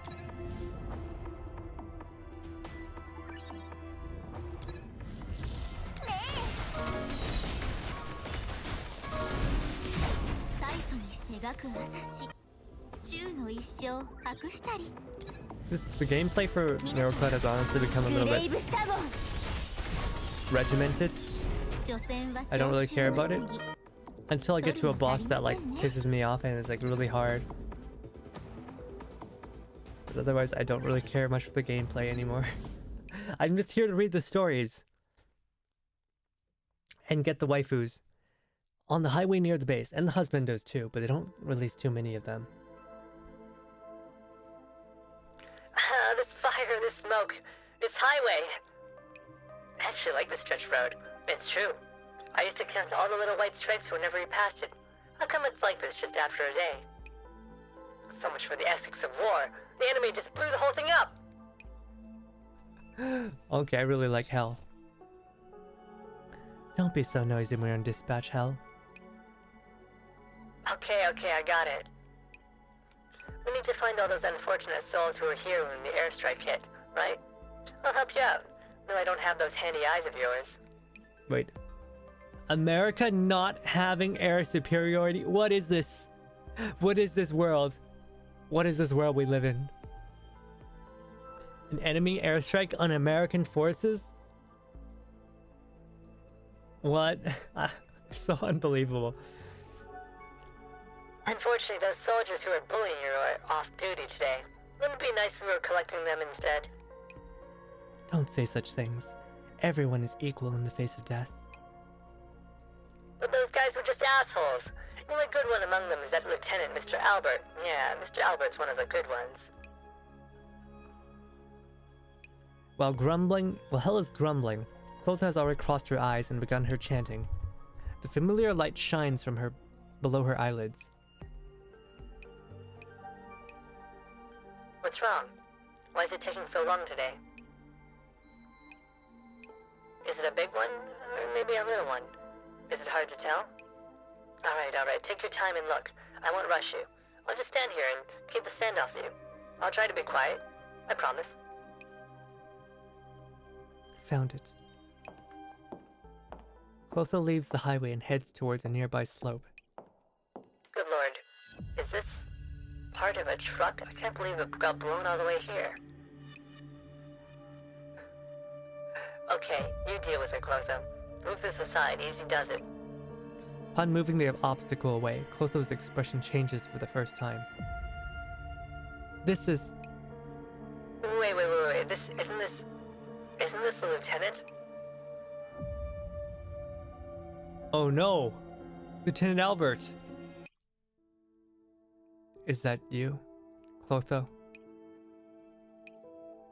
Clotho stares at him and freezes up. Looks like I was lucky today. Can't say the same for my driver, though. That's good. He repeats his little motto, and feels around for his pocket watch with his right hand that's pinned against his chest. Don't raise your head. I mean, just saying he was a good one was an immediate death flat. Ah! I can't believe I didn't catch on to it. I can't believe I didn't catch on to it. I know my neck better than you do. 3:57 p.m. You found me in just over half an hour. It's good. Don't just stand there. That's your coffin over there, right? Put me in it. Your soul still lingers in this world. I will guide you. Clotho clears the wreckage of the vehicle quickly and quietly, without hesitation. So dolls can lie to people too, huh? My time has come. I know that. It was a bit more sudden than I expected, but I knew it'd happen someday. I'll have to trouble you with the rest. Make me look good. Those punks won't hassle you. Your soul still lingers in this world. I will guide you. Well, if you insist. I wonder, just how long will this war last? Albert's breathing grows weaker, but Clotho continues working. Hell. Yes, I'm on it. I'm ready. Everything's ready, so please hang on a little longer. Mr. Lieutenant, sir. Temperature and humidity are all okay. There's sufficient ventilation, too. Just hold on a little longer. People have made it out here alive, it's true. I guarantee it 100%. May I be struck by lightning if I lie. Not that I'm afraid of lightning strikes, but I can swear on it. Albert has already passed out by the time Clotho can safely extract him from the wreckage. His faint breaths are the only answer. His chances of survival are less than 0.3%. Hell, hurry.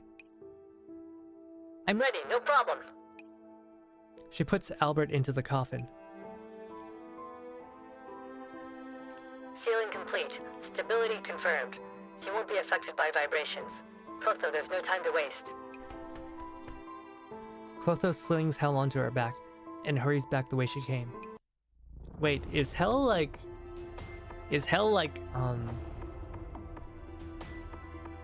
almost like a cryogenic chamber? I mean, she's a mortician doll, right? So I guess what that coffin, what Hell can do is actually, no, if she's a coffin, right, then she can, you know, isn't one of the jobs of a morticians to keep corpses intact and from deteriorating.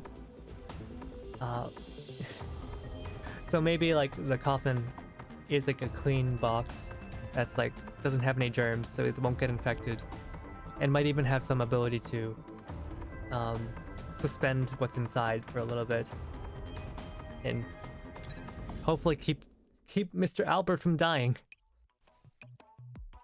At the rest area, throws up. You absolute clown! I knew there was no way you could hold it in. Centracy, Peter threw up. Clean up, please. Alright, please sit Peter upright so his vomit does not flow back into his windpipe. That's not what you're supposed to do, but oh, okay. Okay, so I should hold him like this? Mama, are you there? Throws up. Fuck, Peter, do you have your stupid sack in your mouth? Do you have your sack in your mouth, you stupid bastard? I will help wash your clothing and send it to the appropriate room. Please remain calm. He's playing so many death flags so far, gosh darn it. Alright then, otherwise I'll make Peter do it. Why don't you politely go ask the enemy not to splash you in the face with blood when you're in the trenches? Or you only bat us at home. How come they still call soldiers A, B, and C when they have actual names? The sound of an incoming transmission fills the air, interrupts the soldiers' feuding. What does that hunk of junk coming back have to do with me? A rescue signal? For whom? Soldier C's face turns pale as he sees the transmission, and waves Soldier B over. Lieutenant's in trouble. Charlie, get the medics. Peter! I will take care of Peter. Soldier C nods to her and runs off the hall with the other soldier. I like that they have actual names, right?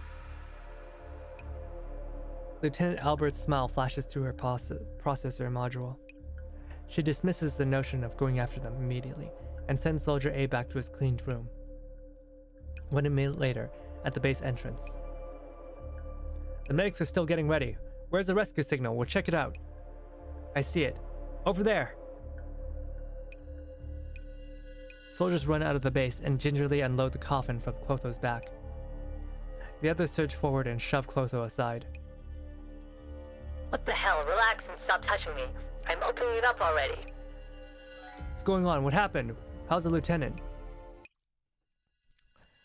Albert lies still inside the coffin, his face pale. Lieutenant! Hey, Lieutenant, wake up! He's not breathing. It's okay, he can still be saved, I'm sure of it. Ah, that's right. I've seen the medics bring people back before. You can see if even your heart stops. Damn it, where the hell are the medics? You're right, we need to start CPR. Soldiers seem unusually high-strung. They remove Albert from the coffin and lay him on the ground before starting CPR on him. Okay, it's the power of mouth to mouth. It'll be okay as long as we hold out until the medics arrive. Albert's cold chest is covered with blood and dust. Tears well up in the corner of the eyes of the soldiers performing CPR on him. He quickly wipes them away, leaving a comical smear on his face. The last cries of the soldier she buried a few days earlier still echo in Clotho's ear, and she finds that these living soldiers sound just like him. They are filled with despair, like a trapped beast thrashing around in the mud and blood. Death has its roots in him. His soul is bound for the far shore. You shut the hell up! The soldiers seem to have found an outlet for their emotions. One of them gets up. His hands balled into a fist and his eyes bloodshot. Bam. You took your own sweet time running back and killed him. You still have the nerve to say that? Clotho lifts her head from where she had been knocked to the ground. The skin on her face is slightly ripped. Hey, come on, cool it. It was my fault. Clotho, don't say that. You're just asking for... Soldier C kicks the coffin away and stalks over to Clotho with his fists clenched. Well, since you've admitted it, there's nothing more to say, is there? Why, you're going too far. Go regret what you did by yourself if you want. But what do you have to beat up dolls? Clotho was just doing her job. It was my fault. If I had been faster, then that life, which was still attached to this world, would not have had to journey across the river. It was my fault. I am sorry. A soldier freezes up, from emptiness to remorse to misery. His face contorts with various expressions. What's the point of you saying all that now? His hand remains in the air like he's going to hit Clotho, but then it falls back down limply. Damn it. God damn it. Why? I won't let those fucks who blew up the road get away! Everyone, the medical team has arrived. Tracy leads the medics over. She takes a look around before silently pulling Clotho behind her. I understand that everyone is in great pain right now, but let us take care of the lieutenant first. The soldiers who had been so worked up just now are silent. I have chills from this, yeah. Me too. Despite being so rough and tumble normally, they carefully lift Albert up and lay him on the stretcher that the medics brought over. Clotho watches as they leave, going further and further away, until they are swallowed up by the grayish-white buildings and vanish from sight. It's not over.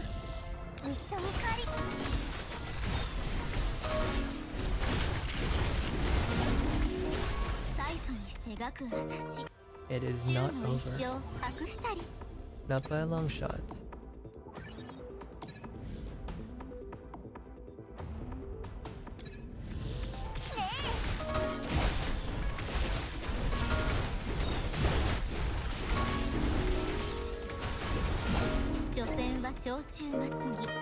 Gosh, I hope he lives.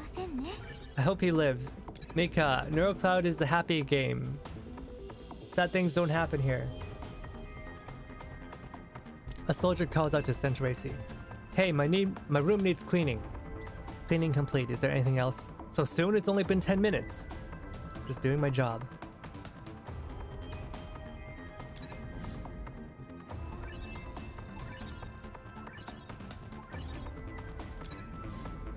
Alright. We're gonna save Lieutenant Albert. We don't want him to die. He's a good guy.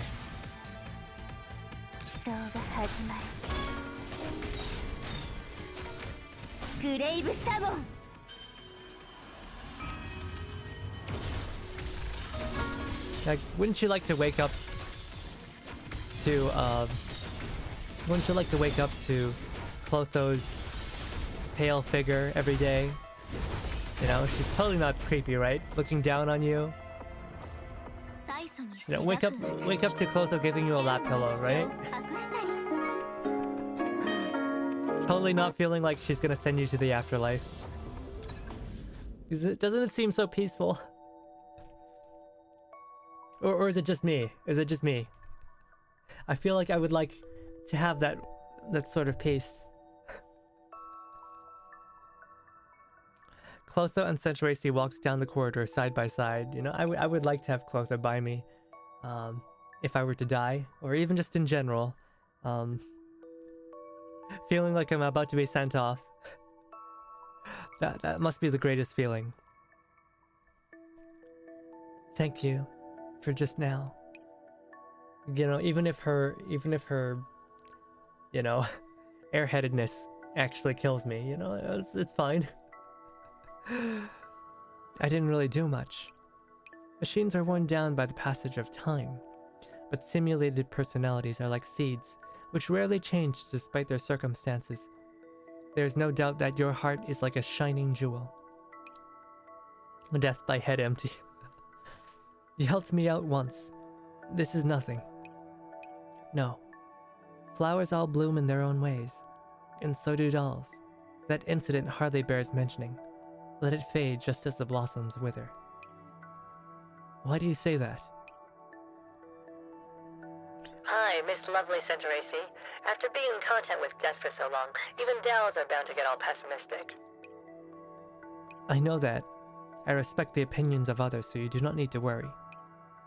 During this brief conversation, Clotho arrives at the door to her room and stops. This intersection of destinies ends here, Centaurace. May we meet again.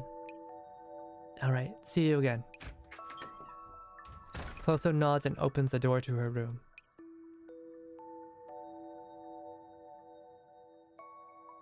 A cold wind blows out from inside, and Centaurace reflexively glances within. Your window is broken, and you do not have a self-service maintenance bench. Is this a failure in the logistics department's planning? The pain of losing one's friends and family needs to be vented somewhere. Oh, no. No, she's getting abused by the soldiers. Not all humans are good eggs. When the window broke, the logistics officer was just like that window there. They just couldn't keep their mouths shut about all the docking her pay and all. Fortunately, I'm a coffin. I can help Clotho block out the wind and rain. But I can't sprout 8 arms and legs. Even if you weren't a coffin, you might not have 8 arms and legs. And even if you had 8 arms and legs, you might not be able to make this room habitable, even for a doll. Oh, I like how you put that, Miss Centaurace. Even if it is a little cruel.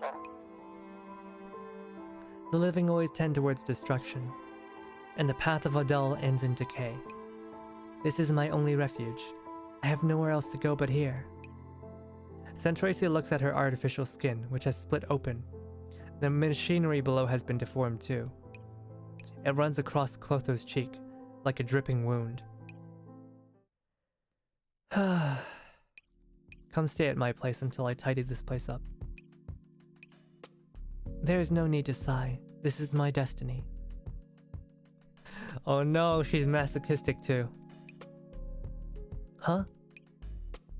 Clotho's eyes open. Wow, you're so kind and gentle, Miss Centaurace. But, why? Oh, we're breaking the dork. We're breaking the dork facade. To stand back and leave a mess unattended goes against my principles. I'm currently responsible for this area, and permitting a mess like this to exist is a failure on my part as a maid. I will take care of this afterwards. Go to my room for now.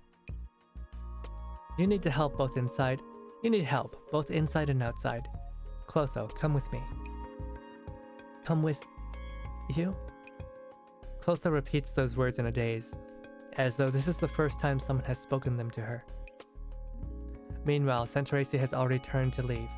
Clotho leaves the chilly room behind her, and follows in the blonde-haired doll's footsteps without much second thought.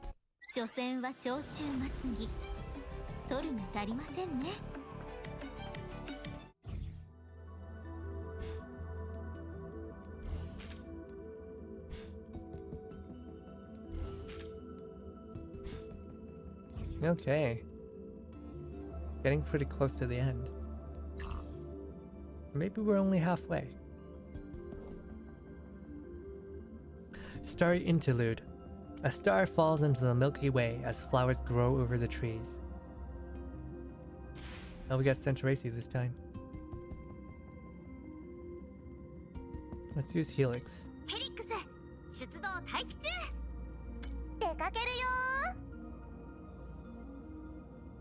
And... 弓の準備はもう済んでるよ。アナライザーのデバッグ完了。チューリング、参戦。アンジェラはここですよ。出発するぞ。I imagine Clotho with a Kudere type voice. At least we've actually heard her quite a few times. inside Centaurese's room, but like Hell talks a lot too. Wow, wow! The windows are so shiny, the floor is so clean, and the maintenance bench is so nice and tidy. Perfectly done, Miss Centaurese. Thank you. Could you move over here? Of course. Well, look at how shiny the floor is. Take a look at this reflection, Clotho. I'm as tall as two of me. Reflections appear in excessively clean places, much like myself.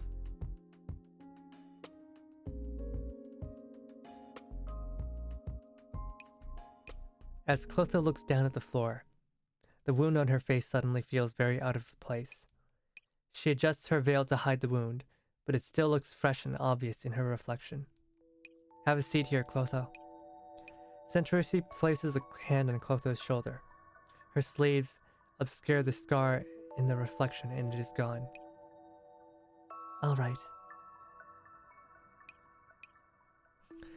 Clotho follows Centaurese's guidance and sits down, then looks up at her. Now stay like this and do not move. The objective is still shrouded in mist, and I cannot see your aim. What are you doing, Centaurese? I will help fix your skin. Wounds will open once more. And the floors will always get dirty again. Clotho blinks and gazes at the maid doll, who's within arm's reach. I like how these characters, they all like... Even though they don't really... Even though they change, right? They're still very... They're very true to themselves. Like, you know... Centaurese never stops being a maid doll, even while she interacts with this Undertaker. And they both like act very, very differently. They're both very strong characters. But in NC writing, like the characters are always still themselves, which is really cool.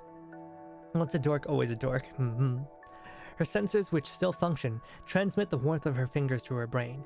It is a warmth that is unlike that of the dead. It is almost time for tea. Is there a kind you prefer? Tea is for the living, and it is unconnected to my profession. I have no information recorded about it. How about some English tea? It has a rich and faintly sweet flavor. It's very well suited to afternoons. Sweet? There are sweet teas? Tea and cake are both sweet. A scene of three people enjoying afternoon tea together resurfaces in Clotho's memories. Clotho closes her eyes, as though the thought of it was burning her. Did that hurt? No. Such pain is only momentary. May I have some tea and cake? Of course. We will go once I apply this patch of skin. Wow, cakes and English tea. I might just be a coffin, but could you please sprinkle a bit on me? You will rust. Then can you just help wipe it off for me, right? Come on, Clotho, let me have a taste too. Clotho lechesis and tropos. Mika and applying Greek mythology. Centaurese listens to the commotion Hell is making, while Make fishing up work and answers her. Isn't Hell also from Greek mythology?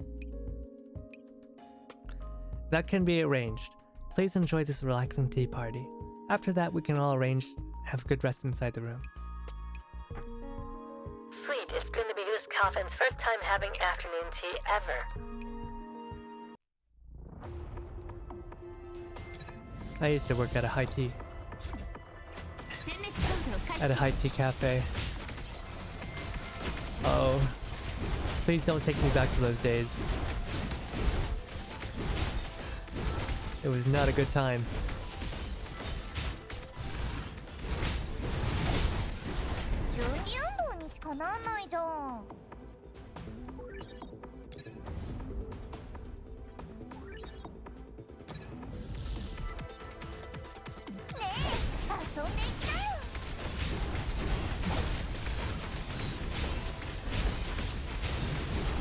No, have you guys ever done afternoon tea? I feel like it's not that common.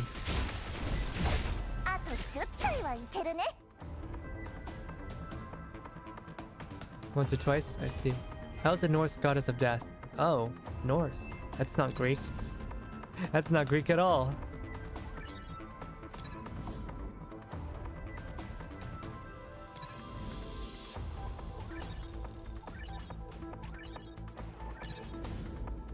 That is very not Greek.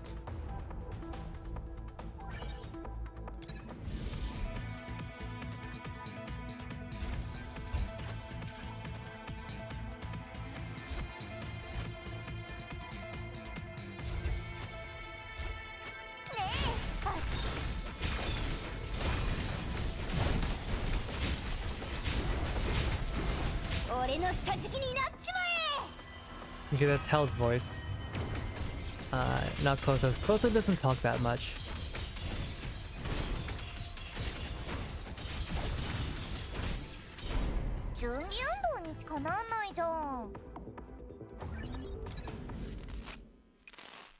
Wonder if it means the coffin is a woman. Yeah, the coffin does have a female personality. And like you heard Hell talk just now when I used her ult. She's the hyperactive one. So there are problems with the Mortician batch. For Mortician 1 and 2, it's gotten to the point where it's interfering with their normal use. Mortician 3's neural cloud resting values are starting to fluctuate. Who am I? What went wrong with the first two? Their emotional modules were too realistic. Mortician 1's emotional cortex broke down and led to uncontrollable self-mutilation. I am Atropos. I listen to the wishes of the living and arrange their burials. The kin of the dead shed tears for them, but I cannot shed tears. I destroyed my eyeballs. Oh. Damn.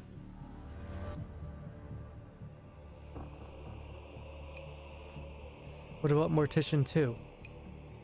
She absorbed too many negative emotions during deathbed consolations, which made her think her suffering was real. I am Lachesis. The wails of the dying echo in my memory. The voices of the dead are frozen in the moment of their passing, and I cannot stop hearing them. Then we have Mortician 3. The three of them were designed to see each other as sisters, so we thought she should be affected by her elder sister's problems. However, she seems stable for now. So it seems that the first two were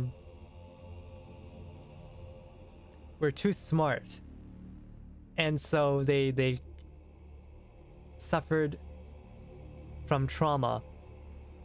But Clotho's head empty. Clotho is too head empty, so she's fine. We recovered her. Please have a look. She's currently awaiting awakening. Because death ultimately comes for us all, there is no point in delving into its details. She looks just like a puppet. It's hard for me to think of her as a new model of doll. What's wrong? I'm really not suited to be working at UAS. Look, boss, rather than feeling sorry for the dolls, how about feeling sorry for our performance appraisals? After all the problems with the Mortician series, we can forget about our bonuses this year. So what should we do for this batch? I suggest we send them all back to the design center to be scrapped. Are Mortician 3's other parameters normal? Within normal ranges, yes. Record her data and find a place where she'll do the most good.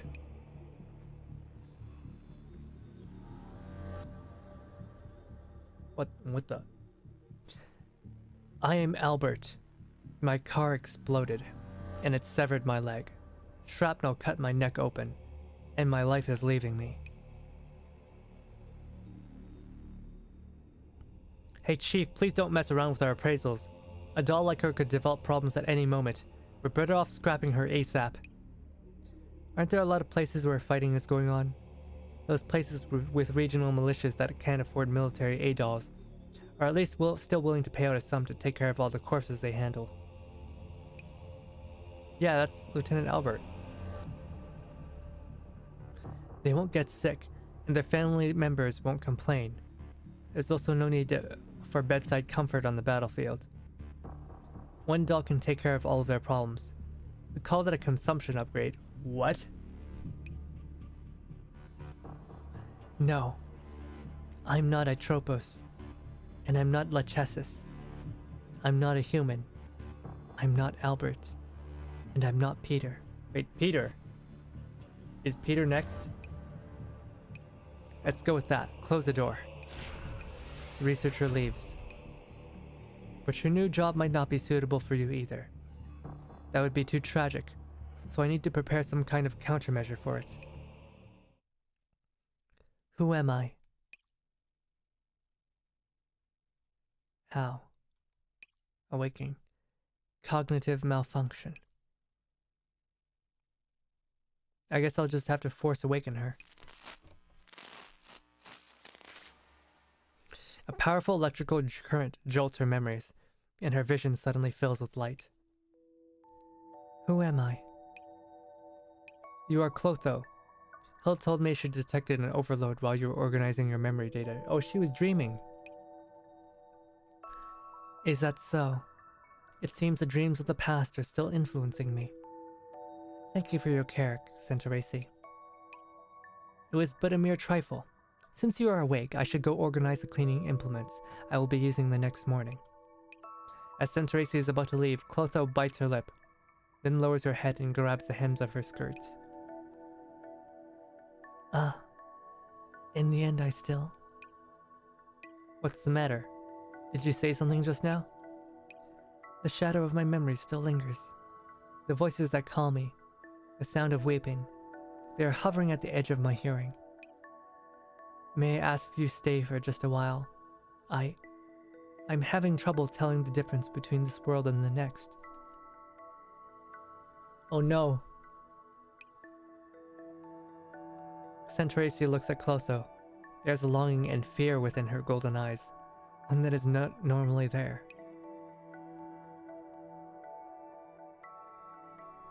Oh, Doki Doki. Is this the part where like she shows her weakness?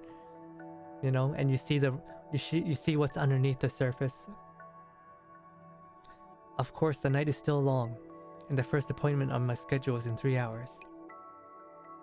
Centaurecy smiles and sits beside Clotho. I sincerely apologize for causing you so much inconvenience. That's alright. I've handled things like these before. Things like this?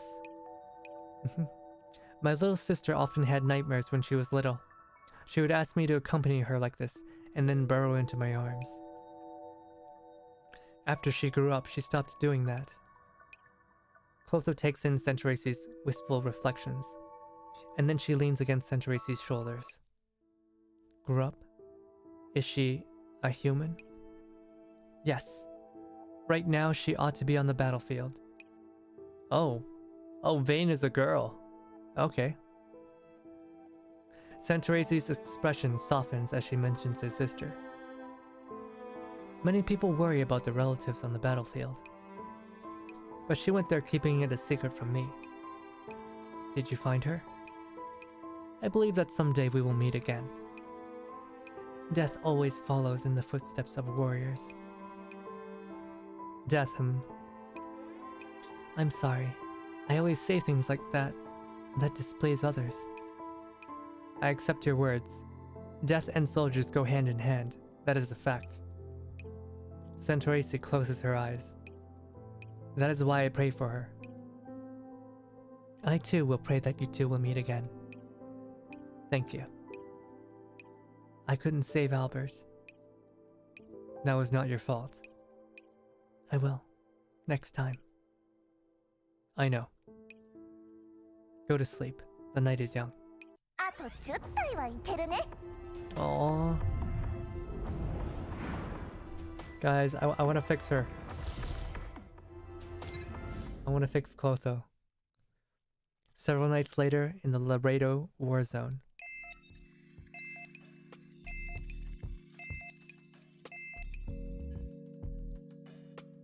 For recovery targets. Be advised there will be medical personnel present during this assignment. If the recovery targets show signs of life, notify the medical staff for immediate casualty evacuation. Broadcast complete. So this whole time, they never had medics ready because they just assumed she would never bring anyone back that was alive. See, Albert didn't die because of Clotho. Albert died because this base is poorly run. Master, Clotho, sweetheart, wake up. We've got more work to do. Do you have a new mission? Yes. I will be setting out in the company of the soul-saving saints. The soul-saving saints. Living with you this short while had made me realize the number of casualties is quite severe. It seems the situation on the front line is quite intense. Instead of sending the medics first to retrieve casualties, they just send the morticians straight away. Yeah. Clotho, your wounds have only just recovered. Please take care of yourself. Yes, I will. After living with her for a while, Clotho isn't as restrained as before. She smiles to Centaurace and grabs at her skirt hems in embarrassment. Oh my gosh, she's actually really cute! Will there be tea when I come back? Of course. And if you don't have too many wounds, there will be scones too. I'll repair them and wait for you to come back. Clotho's furrowed brows relax, and she leaves with light, quick steps. Oh! After the battle, Clotho moves atop the ruins, searching for survivors. The sun today is great, and the moon tonight is so round. Things are getting better and better. The battlefield is not a place of joy. Be quiet, Hell. Well, it sucks for the dead. But we need to look for our own lives too, you know? After staying with Miss Centaurace for a few days, you've even begun sewing up the holes in your dress. At least you're starting to take care of yourself now. I can't keep making her worry now that I'm staying in her room. She's quite a nice person, right? Kind of like Lachesis. Hell. Okay, shutting up now. What's that noise? Did you hear a rifle bolt pulling back? Oh no, it's an ambush! Just as Clotho exclaims in alarm, she hears the sound of a gunshot which should never have been heard in this place. Oh great, they're gonna shoot the mortician. Whoever we're fighting, those Mexican cartels are just ruthless, huh? They're just absolutely ruthless.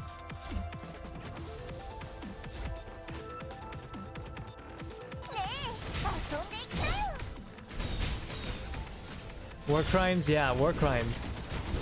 Always war crimes.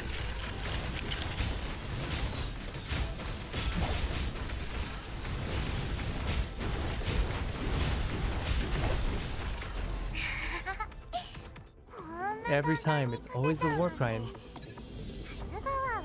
Clotho lies in a repair module and begins organizing her neural cloud data. Observation comments.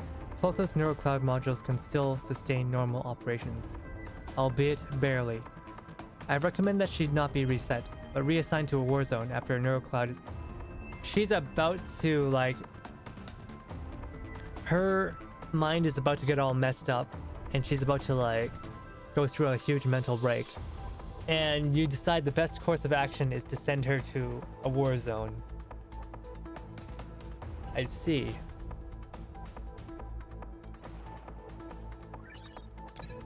And her developer is some kind of sadist, for sure.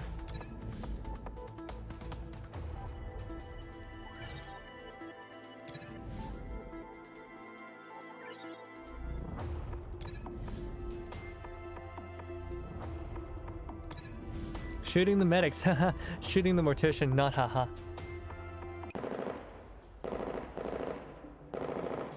Help! Clotho forcefully swings Hell at the enemy about to attack the medic. That was close. I'm unclean now. It had to be done to save more people. Bear with it, Hell. The mortician is swinging a giant coffin at soldiers. What is going on? Mary's been surrounded. We need to help her. Alright, we'll go over now. I'll use the coffin to help block bullets for you. The medic nods and the two of them run to the other end of the battlefield. As the medic's gun fires, the last of the enemy soldiers goes down. I guess they're armed medics.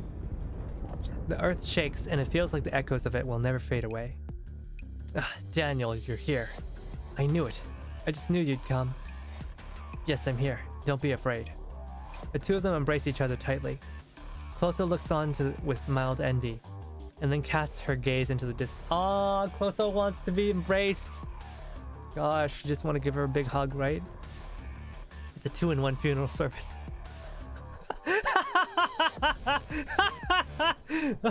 Oh God, why do I find that so funny? Wasn't there an anime like that, Chaika or something? Oh no. Oh no, Clotho.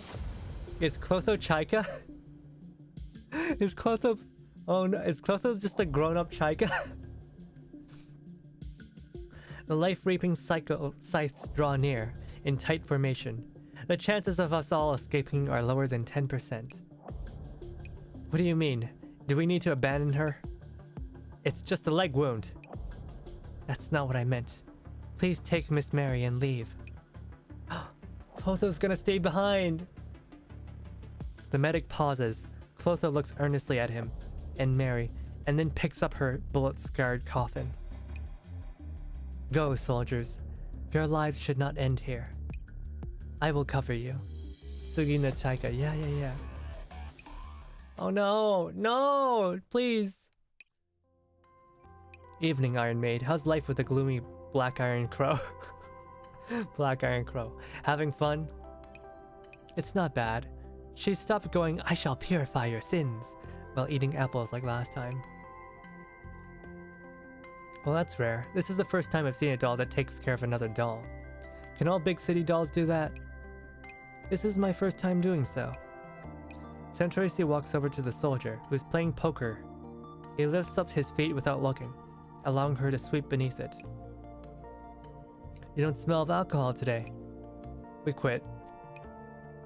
Gotta stay clear-headed, you know. Can't let the lieutenant down. Wow! His loss has made them straighten up. Damn. Is that so? I believe the lieutenant would have appreciated that. You know what? Daddy's no longer around, so you gotta act grown up on your own. Clean home, clean mind. There's no telling when we'll die too. At the very least, we've got to be able to hold up our heads high when we see the lieutenant again. You know what I'm saying? The lieutenant will praise you if you take down 2 more of the enemy out there. Anyone who retreats in the face of the enemy is a ballless bastard, right, eh? Well, speak of the devil. Is this an emergency rescue signal? The medical team was ambushed while sweeping the battlefield? Damn it, they're breaking the rules. Come on, it's time to form up. The medical team was attacked. Wait, I'll go with you. Oh, they're taking the maid too. A maid and a mortician are gonna team up on the battlefield.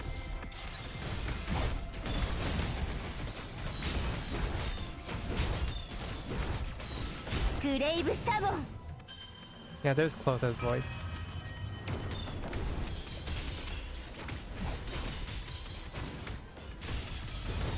Oh, her ult still works while she's in her coffin. That's pretty cool. Clotho's actually one of the better guard units in this game. He's one of the better tanks.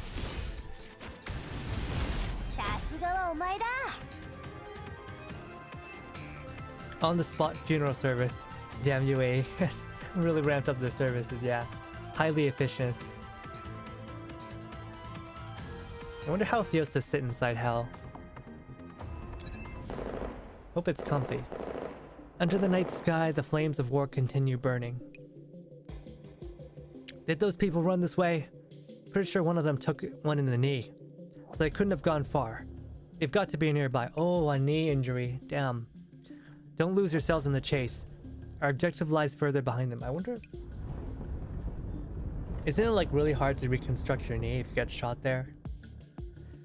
You have 21 gun salute, a funeral attendant, a mortician/priest, and a coffin.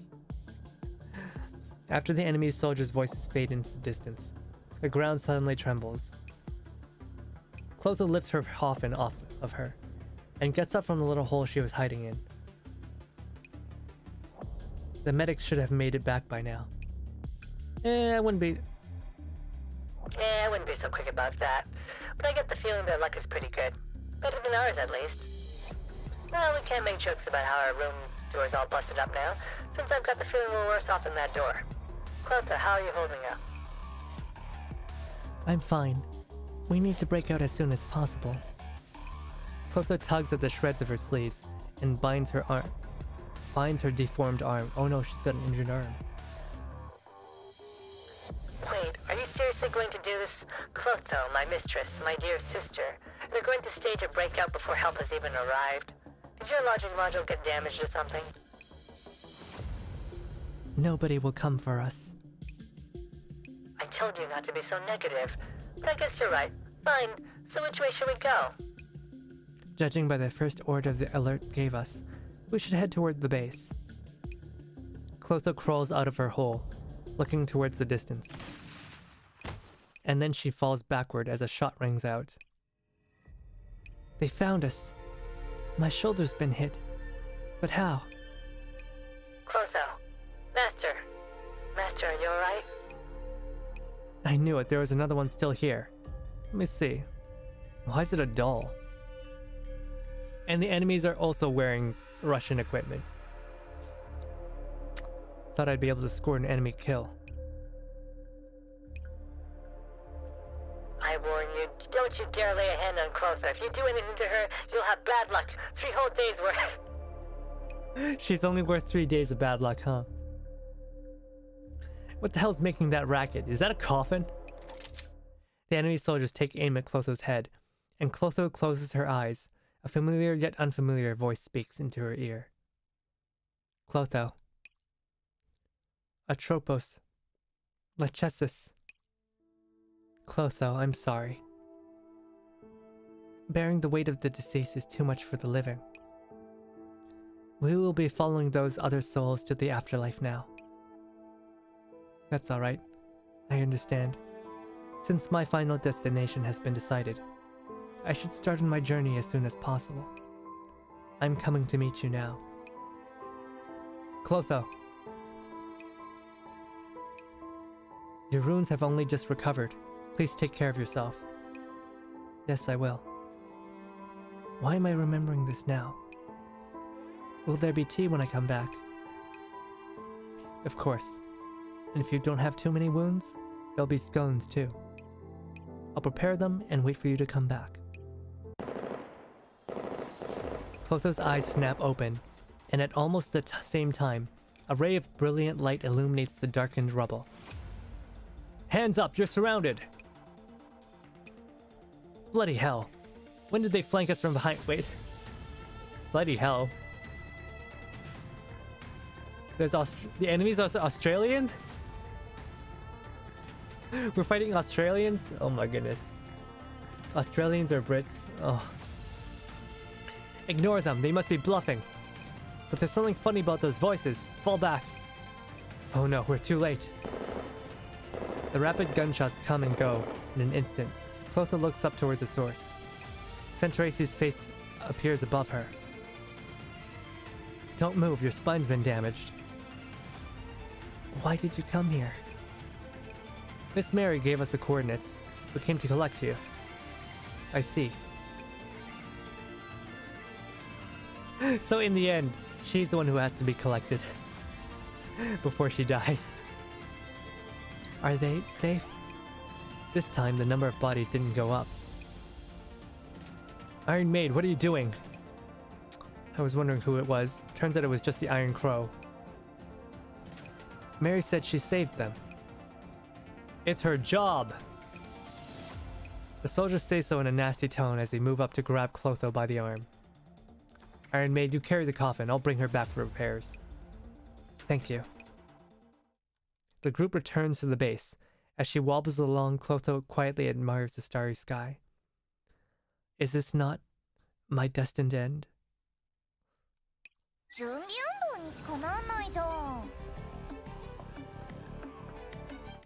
No, you don't get to die. You don't get to die. Not quite yet. lost to knowledge, the clouds loom low, and heavy as the night draws near.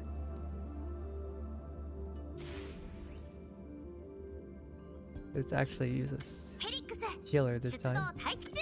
弓の準備はもう済んでるよ。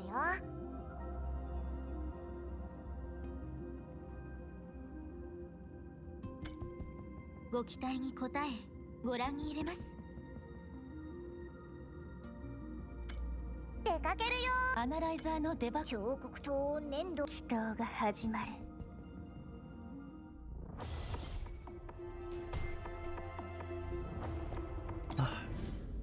Sector C, beside the only doll maintenance capsule in the entire sector. There's only one doll maintenance capsule? So we just dump her in the capsule? Put her down gently, if it's not too much trouble. Well, it is a lot of trouble. I need to go on patrol, so you watch after her. Yeah, they still don't like her. The soldiers lay Clotho inside the capsule as gently as he can manage, then heads off. How are you feeling, Clotho? I have a feeling that I won't be getting those scones now. Oh, she can joke! Tracy thinks for a while. Then suddenly she realized that what Clotho was talking about and laughs quietly. Oh, you're just like Vane in that regard. She always put on such a pitiful act when she made mistakes as a child. It took me a few years to realize that she was doing it so I would help her plead with my master. Blech. It took me a few years to realize that she was doing it so I would help her plead with my master to be lenient to her. I'm not asking for a favor, but I'm still doing what I said I would do. For instance, once you get out of that capsule, I'll bake scones for you. Can I eat them even if I didn't keep my promise? Strictly speaking, the answer would be no, but Vane's needs overrode that base logic long ago. Clotho looks at Centracy's face through the glass of the capsule. Do you see Vane in me, Centracy? Ah, I'm sorry. That was very rude of me. That's alright, because you also remind me of one of my sisters. Do I? I'm honored. What were they like? My sisters were both very kind, which is why they were consumed by shadows long ago. What do you mean? In their sadness, their neural clouds fell into confusion, and they were reformatted. I'm sorry, I shouldn't have mentioned that. It's alright, Centracy. Have you ever wondered, what would you do if you died? The words "I would continue serving her" lodge in her throat. Centracy recalls Vane's face, and her logic systems naturally compute the most likely outcome. I'm sure she would be very sad if I called her master, if she were to address me as sister. So the two of you must remember each other, which is why you need to keep functioning. What about yourself? Right now, I'm the only doll who remembers the fate of my sisters. Or perhaps one of the two who do. A brief silence fills the air around the capsule. It's hard to imagine you tell a lame joke like that. A good maid ought to know how to observe the situation and go with the flow. That is how she can deliver a surprise at the appropriate time. Centracy? The scones are almost done, and I need you to change and get your spare dress. See you later, Clotho. Ah, yes. See you later. Centracy leaves. Hell opens and closes several times before speaking in a distorted voice. Wait. Is Hell one of the sisters? It was a really happy ending, wasn't it? After falling silent for a long time, Clotho looks at her reflection in the repair capsule's glass and smiles. She does not answer. Wait. Is Hell one of her sisters? That got reformatted and then they shoved her in the box? I feel like that's a very Mika thing to do.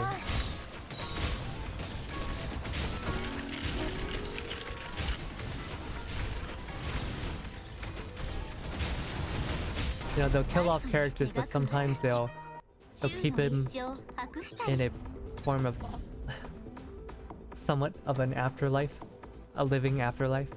You hear the whistling of a cannon round.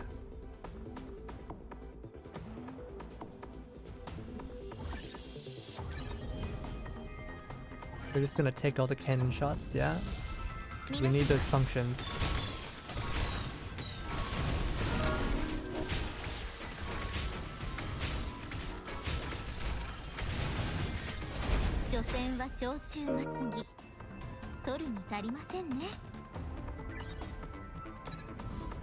The enemy's bombardment is too intense. What should we do? Lie down in a depression nearby, pretend to be a corpse. Let hell take the brunt of it. Yeah, we need all the functions. So we're just gonna tank all the hits.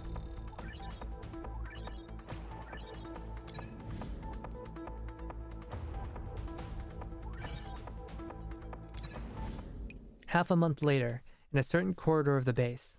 Oh, time skip. Good afternoon, Centaurace. Twilight is about to descend upon our base, but it seems our mission is not yet complete. Good afternoon, Clotho. I'll be done after cleaning this area. How about you? Where are you going? I'll be getting supplies, and then I'll be searching the battlefield. I see. Good luck then. Come back soon, we're having muffins tonight. And the base will be screening a movie too.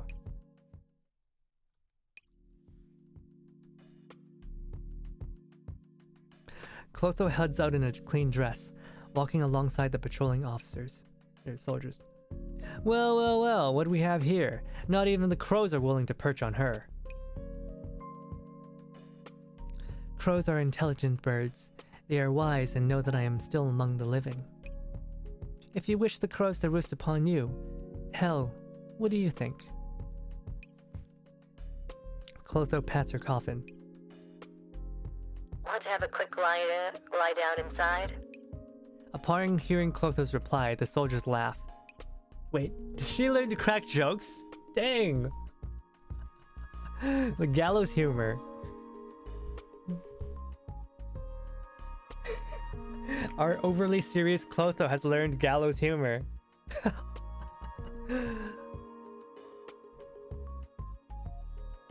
Did you learn how to tease people from spending so much time around Centaurace?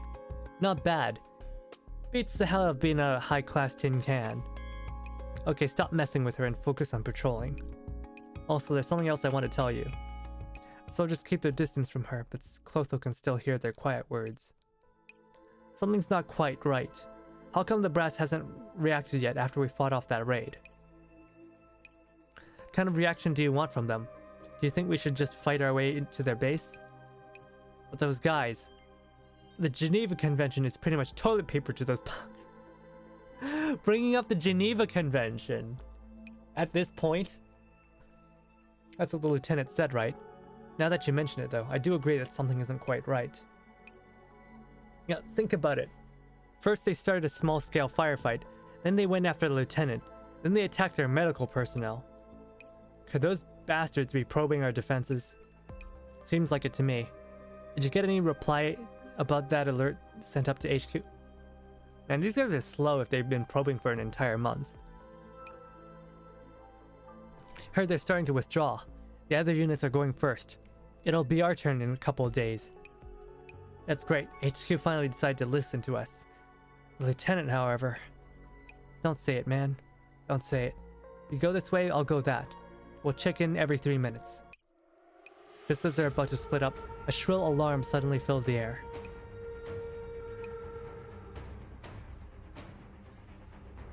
It's an air raid. They're coming. Why do I get the feeling everyone's gonna die?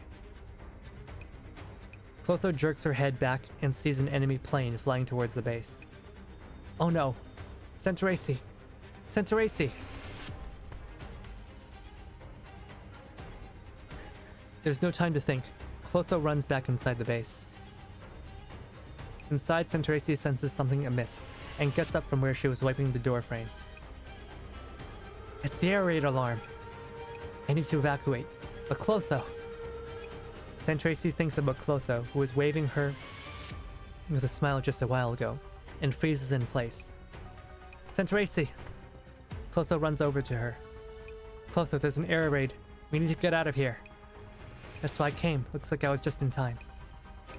The two dolls turn to run outside, but there's a thunderous crash from above their heads. The dormitory collapses under a tremendous impact. Oh, great. Going straight for the barracks, huh? These guys. It's always war crimes, every time. It's always the war crimes.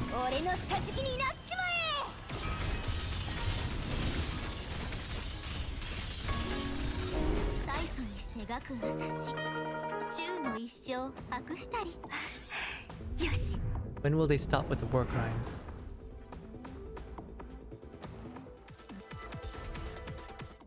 There's 3 layers in this mission. So I guess this is probably the last story mission, so... Or the last story stage. After this will just be all reading.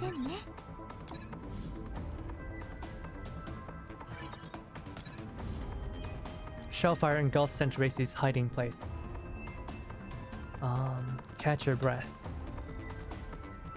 All those increase damage for every 80. We don't have any money though. The Geneva Conjunction is basically an instruction manual on what cripples the enemy the hardest. Pretty much. The bombardment goes on for who knows how long. I mean, feel free to violate the Geneva Convention. You know, what comes after when you lose though? Like, basically, you should only ever violate the Geneva Convention if you believe you'll win. If you lose, you're fucked. Yeah, the bombardment goes on for who knows how long. The entire base has been practically leveled. Amid the rubble, Hell shouts out as she opens her lid, pushing aside the rubble on top of her.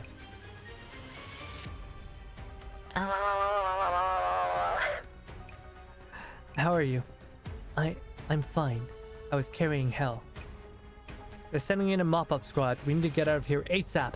Come with me. Why are they chasing after a couple of dolls? Is it because you wore a uniform last time, so they flagged you as a combat doll? I'm afraid so. You go on ahead. I'll make my own way. I'm probably also on those bloodthirsty maniacs' target list. When the smoke descends, nobody will be spared. That's true. It'll be bad if they catch up to us. We should hurry. The enemy's using rail cannons. They can't shoot behind the hills. The two of them gradually pull away from their pursuers. The sound of shellfire fills the air again. Oh no! Incoming! A shell flies towards Centracy. Clotho knocks her aside and raises Hell overhead. The shell explodes the moment it touches Hell, and the shockwave sends the two of them flying. She takes cannon fire. How tough is that coffin? Rail cannons, who the heck are they fighting? Yeah, right? I mean, it's 2056, we've got laser cannons. Rail cannons are... I mean... Aren't those usually for elids? My waist! Is my waist broken? Oh, you're still alive. Clotho, how are you? Can you move? I can't control my body. The magnetic field from the explosion must be disrupting you. In the distance, the enemy's mop-up squads begin moving again. Centracy looks towards Hell. Oh, hey, what are you looking at me for? Centracy quickly takes note of Hell's condition. You've been badly dented, but fortunately your hinges are intact. How tough is this thing? This is why your coffins cost like over $10,000, guys. They were made to be bomb-proof. Those damned boomers. Even in death, they want the best.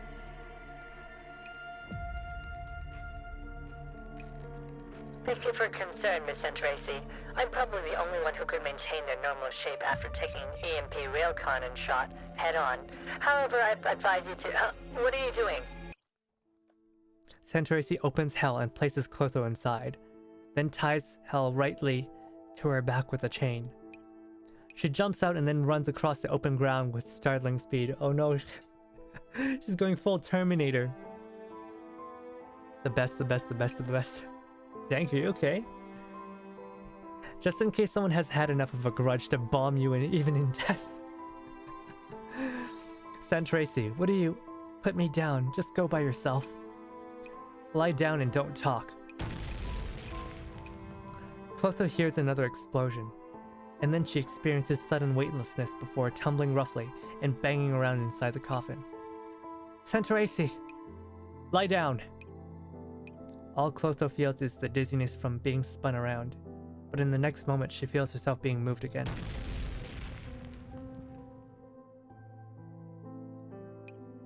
Clotho can tell that the Centaurace is stopping for longer and longer between each series of explosions.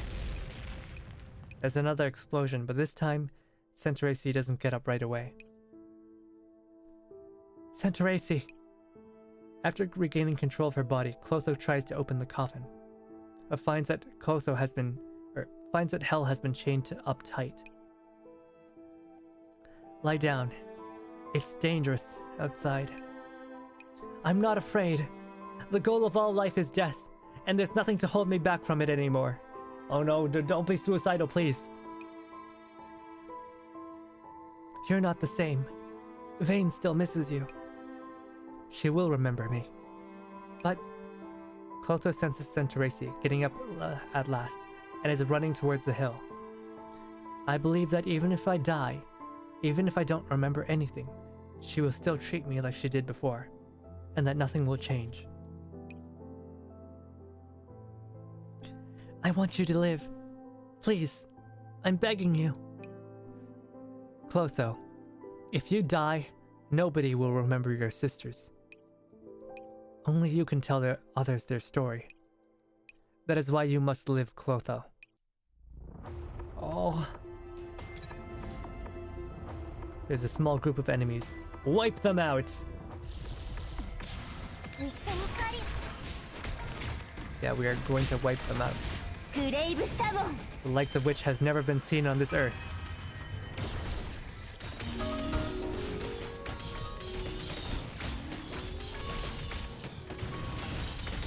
Well, Clotho actually does a lot of damage with her ultimate.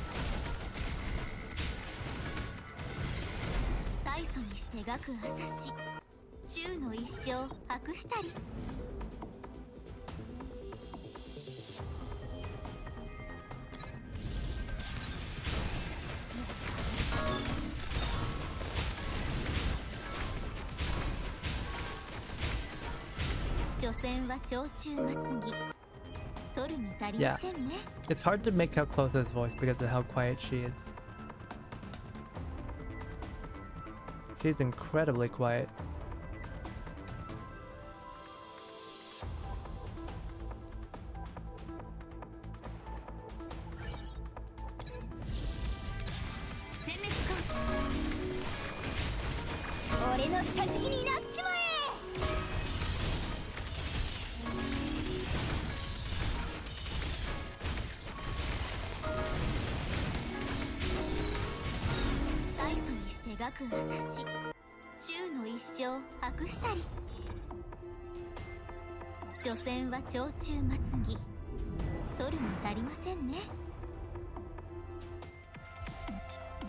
Two more narrative zones. Okay. There's another explosion and Centaurace stops. Centaurace! Hell, what's wrong? Master, I'm detecting multiple hardware failures. I can't keep functioning. Is this... How do I do click, click, click, clicks? What death feels like? No, no you won't. You won't die. You can't die. Let me out, Centaurace. Wait, is Clotho actually like showing like, instead of solemnness, she's actually showing sadness, like outright sadness. Hang on, I'm undoing the lock. It's been twisted. Listen to me, Clotho. I was worried about you in those days. Luckily, you have Miss Centracy with you now. I'll be so happy to see you get out of this. It's regrettable, but I thought I'd be with you until the very end. Hell? Hell! The lock finally comes loose, and Clotho bursts out. This is when she sees the doll in the coffin before her. This place is at the limit of the cannon's range, and the shell fire gradually shifts elsewhere.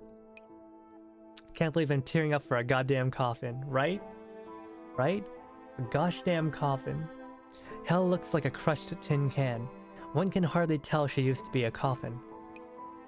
Centracy is also barely recognizable. Unable to sustain personality program. Reverting to base settings. Structural damage has exceeded thresholds. Abandoning this unit and withdrawing from the current area is recommended. Hell. Centracy. Clotho. Centracy reaches out to Clotho. Clotho thinks of that despondent soldier, and she unconsciously grabs Centracy's hand. However, Centracy does not let her do so. Instead, she points to her damaged belly. Their patrols might end up sweeping this place. Don't say any more. Take my battery. It will help you leave. Go, Clotho. Don't bury yourself. Centracy ceases to function. Centracy, Shibo. So, you knew everything from the start. You knew that I was seeking death and my destruction. If you knew, then why did you still? Oh, I can't believe my Gothic waifu is suicidal. Her only answer is silence. This is the ultimate sadist behavior, you know? The ultimate sadist fantasy. You find someone who wants to kill themselves, and you make them want to live again. Or you make them believe in something, and then you take it away from them again. I can fix her. I want to break her harder. No. I don't know. Clotho is. I want to fix her, but I also want to break her. What to do? What to do? In the end, I'm the only one who survived. Is burying the others the only thing I can do? The distant cannon fire still booms and... Whoever edited this is terrible. The distant cannon fire still booms in the distance. Yes. Water is wet. Water is wet and fire is hot. The distant cannon fire still booms in the distance, distantly. Clotho rubs her cheek, as though to wipe away her tears. Do dolls die from losing power, or just conk out until repair? Dolls die after they lose the power, or from being damaged. And they have backups, right? They have backups. But their backups are basically resetting them to factory settings, so they lose all their memories. So it's basically a different person because they lost all of their character development. In Girls Frontline, which is a couple years after this, they develop a way to back up the doll's memories. But even then, it's only up until your latest backup. So they still try not to die.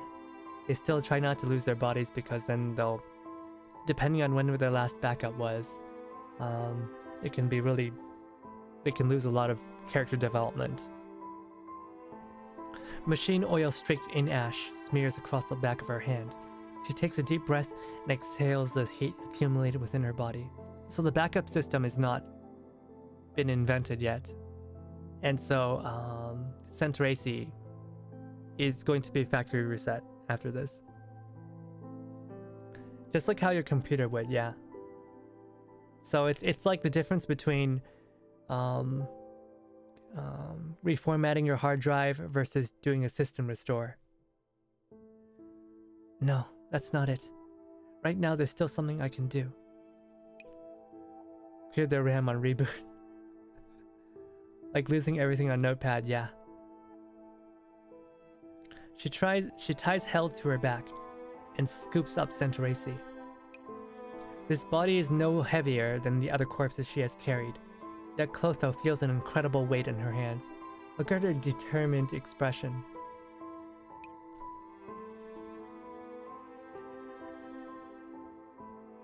Look at how majestic this maid is.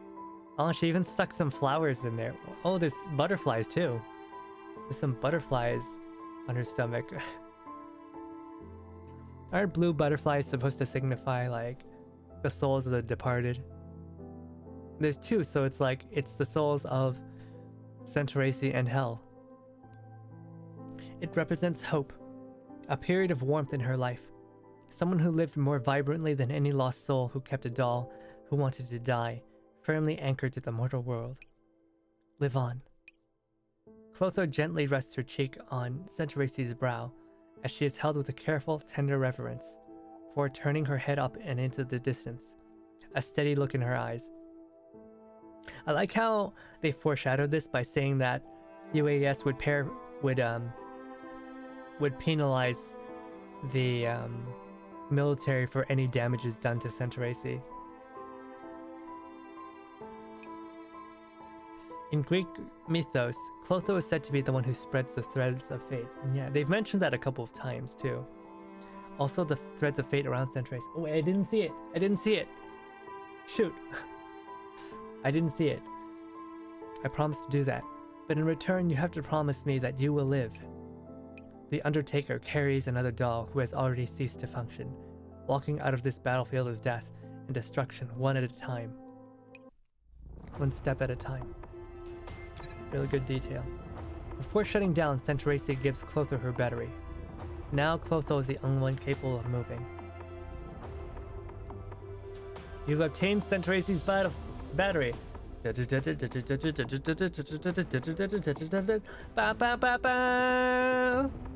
This weighty parcel of hope remains warm to the touch. Oh shoot, she's getting stronger.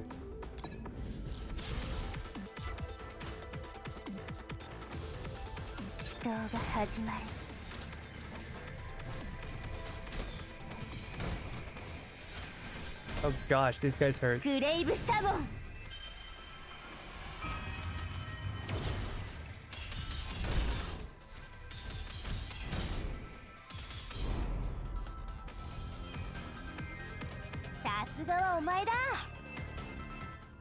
guess I don't have anyone left. It's just I lost my team. I only have Clotho left. And I don't have any guard functions that actually boost her.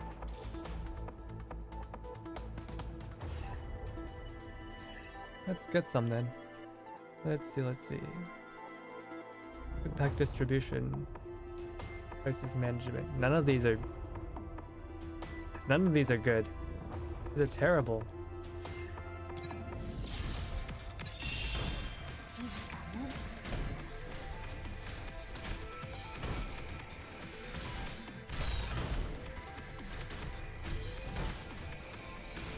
Yeah, she just smacks people around with her.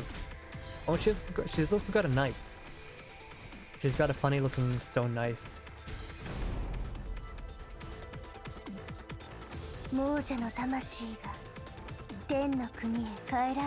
Clotho smash.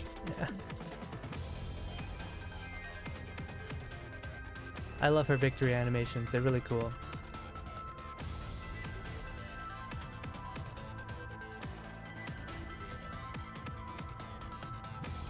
I wonder if that coffin can fit two people.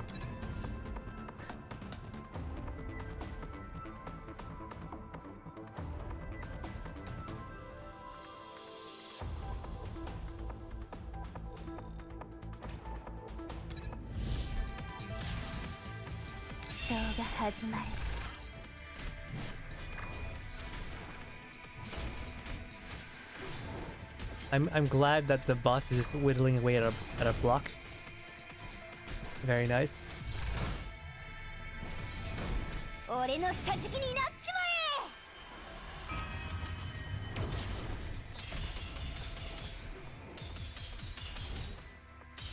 And I like how her ult still fires off even when she's stunned.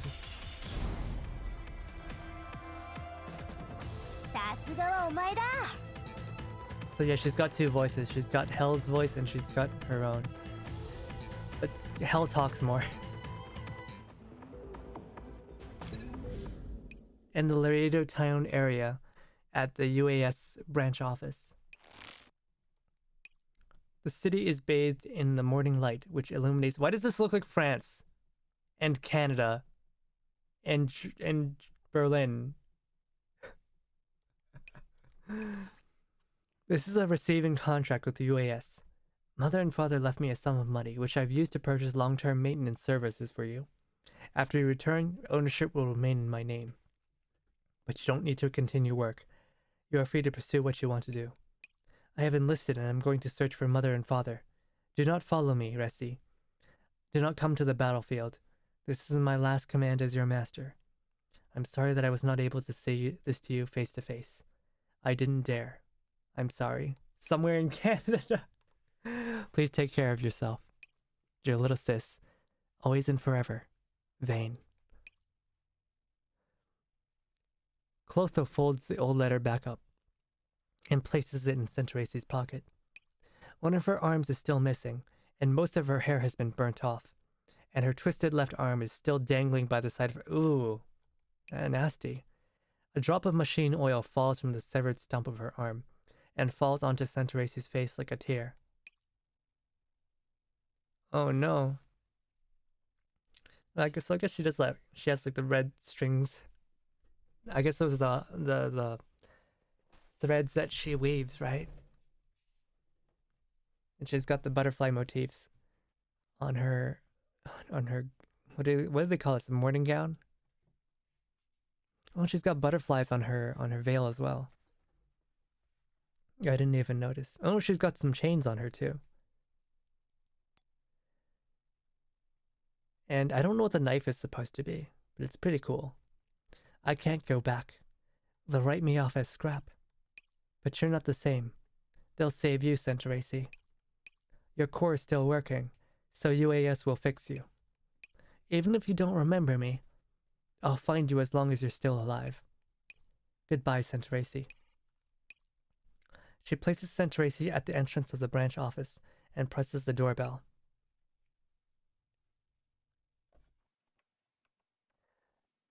This is UAS. How may I help you? I have a Butler 36 unit named Centrace. Please take her back. Very well. Please verify ID. Please verify ID. Processing error. Switching to manual identification. Clotho has already retreated to the street corner. Butterflies of Souls nanodes. Oh!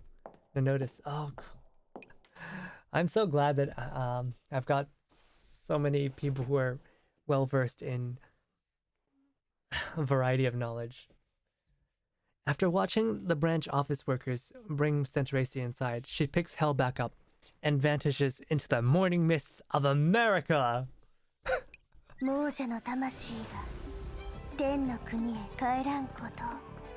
first time America gets brought up by name. Okay. When we're at the ending. Dawn epilogue. The flowers outside the window remain, but where shall I find my lost friend?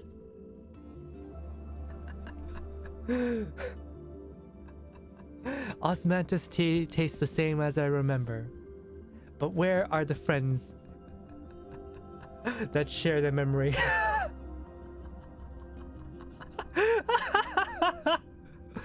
We're those who share the memory. Why do I feel like they were purposely poking fun at that?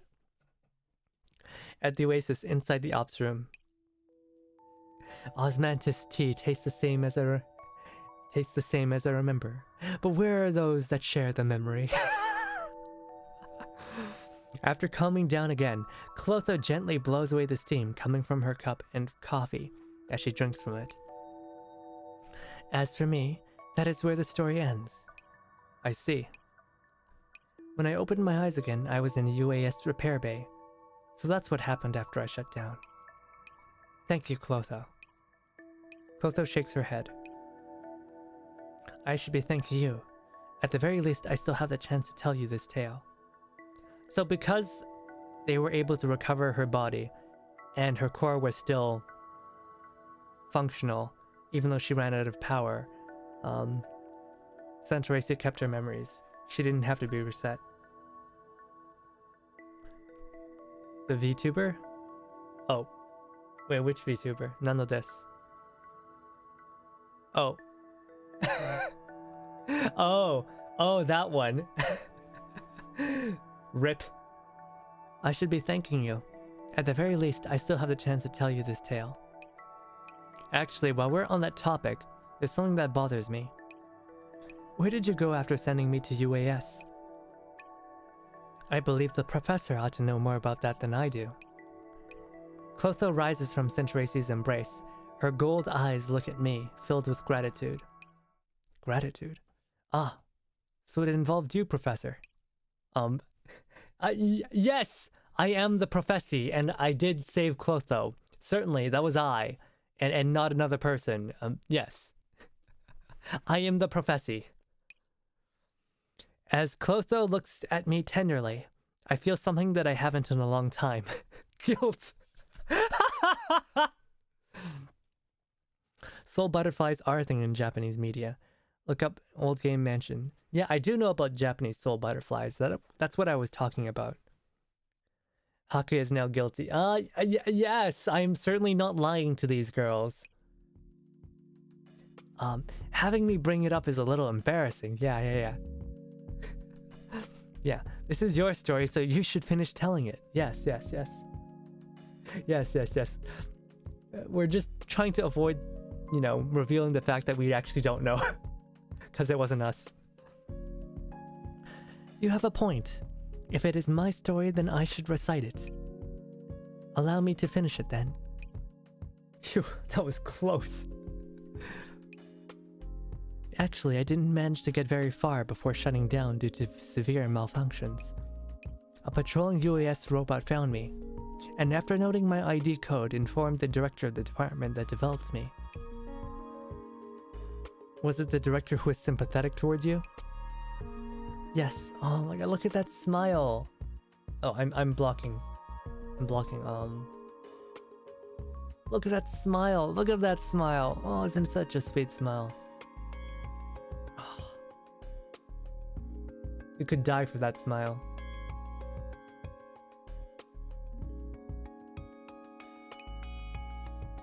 And that director contacted the professor.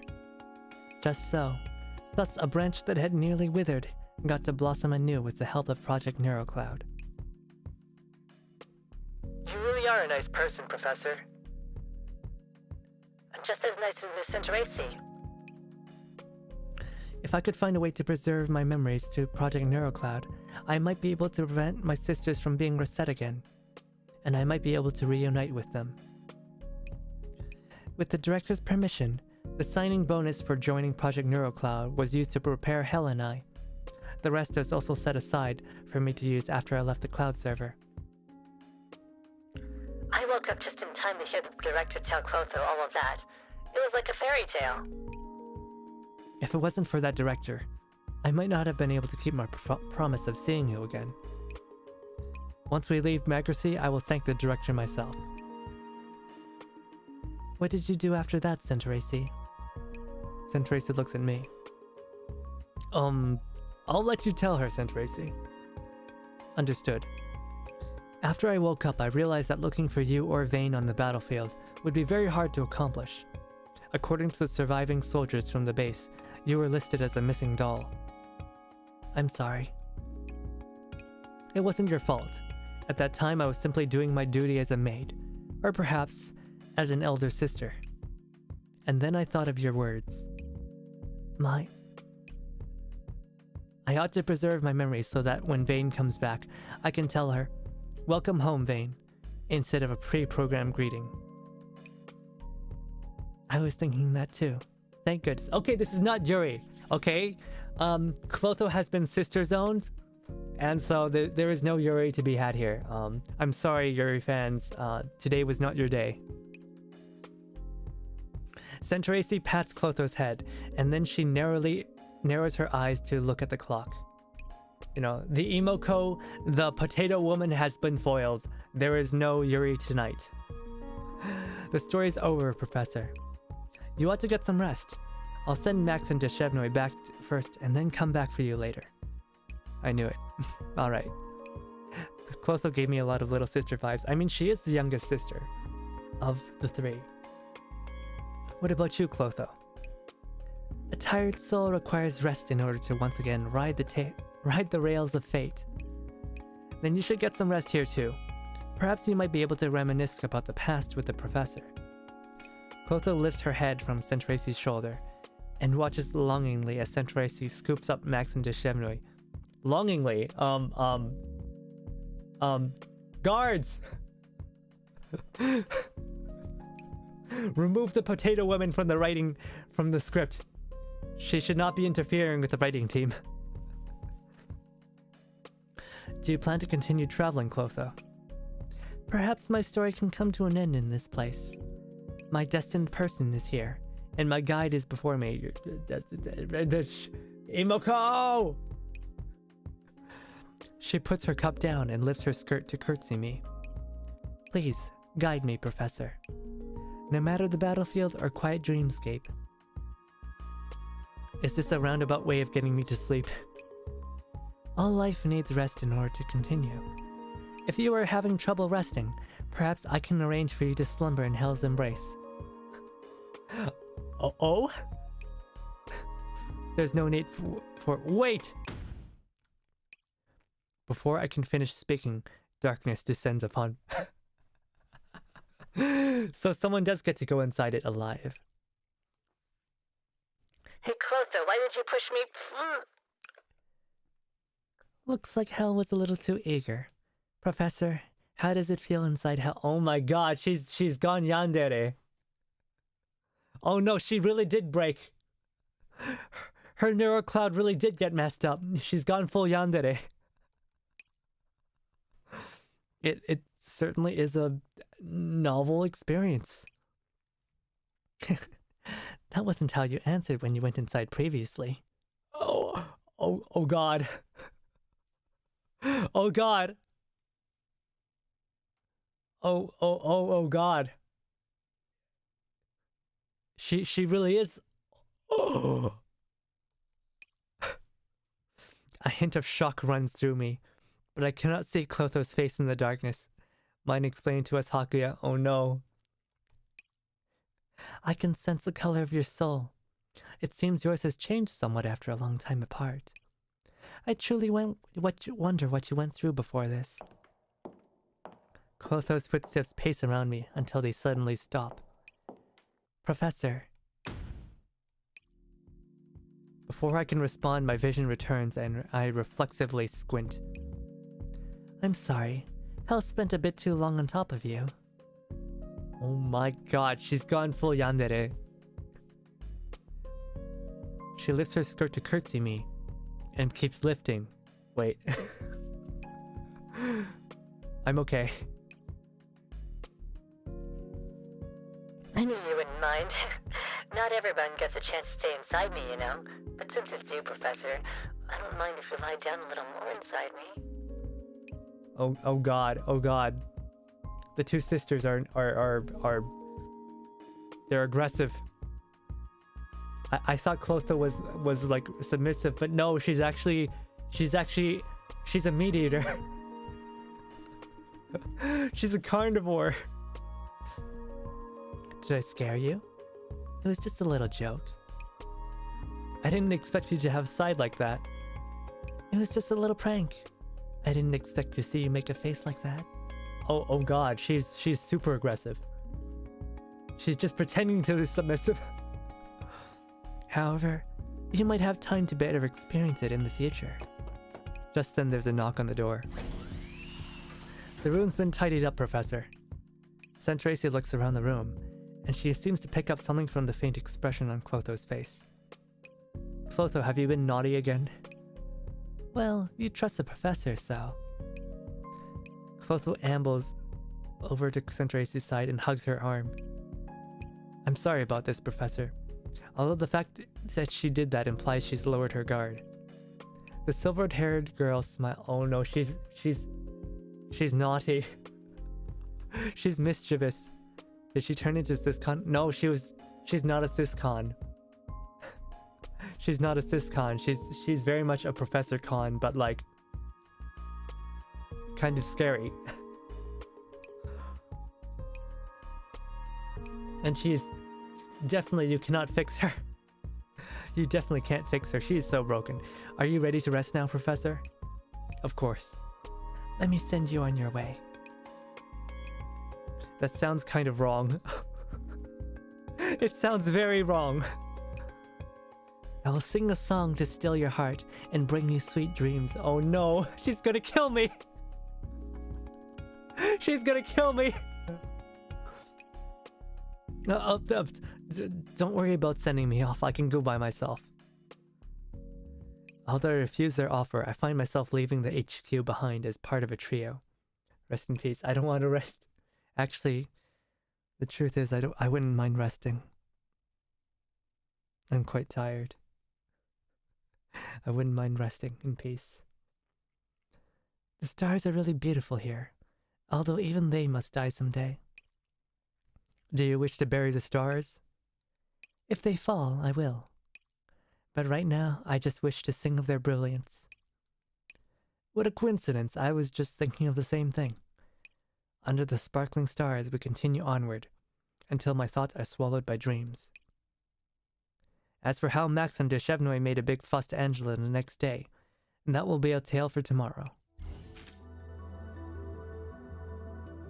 Nameless petals. Wild flowers commonplace on the battlefield. In moments of respite between the rains of fire and brimstone, Clotho sought to gather these fallen petals. Their passing was no less worthy of interment.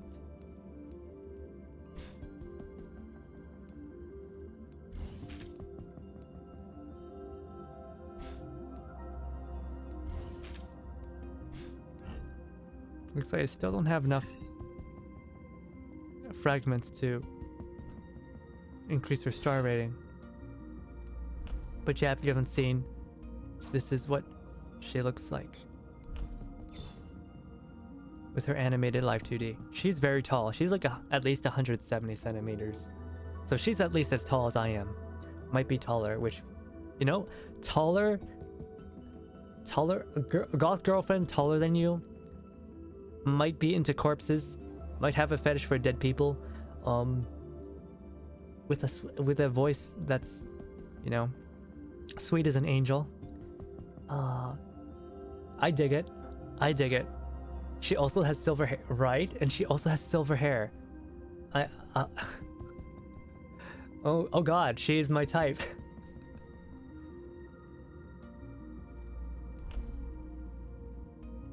I don't get it. In the portrait she's smiling, but here she's like not. You know what? Just because I really like her, I'm gonna do something. Where is it?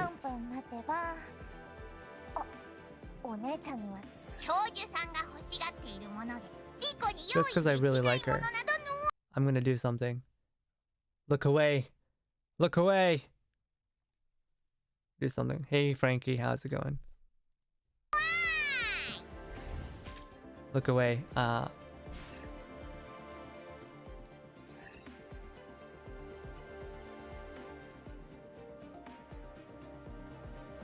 So I don't know, but I magically got like 120 extra neural fragments. I don't know how I got those.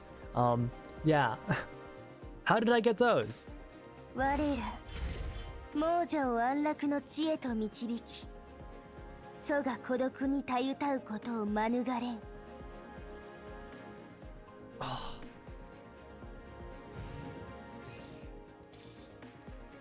すげえ、俺の体まで硬くなってやがる。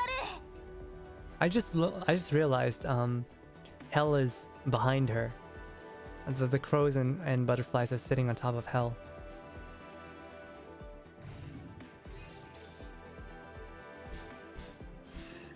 Let's see.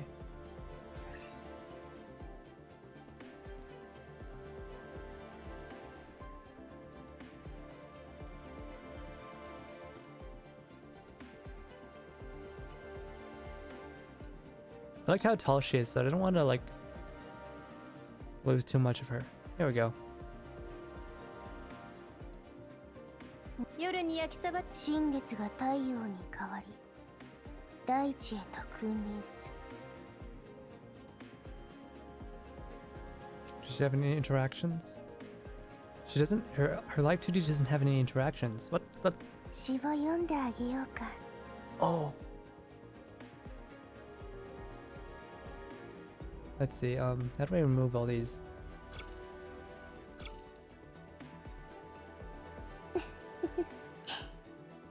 Oh my gosh. Oh my gosh. Oh my gosh, she's so cute. She's so...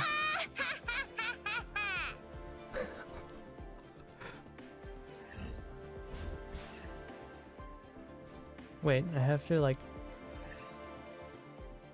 Let's zoom out a little bit. ララララ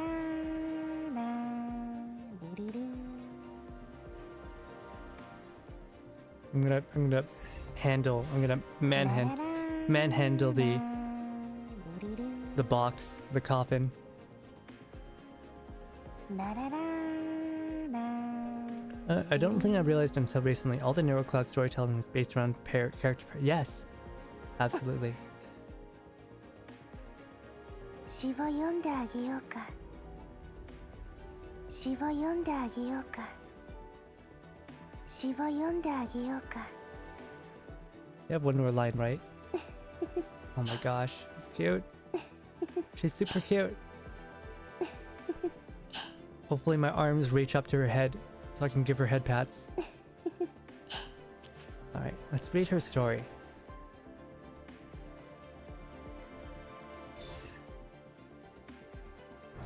So, Clotho, Mortician 3.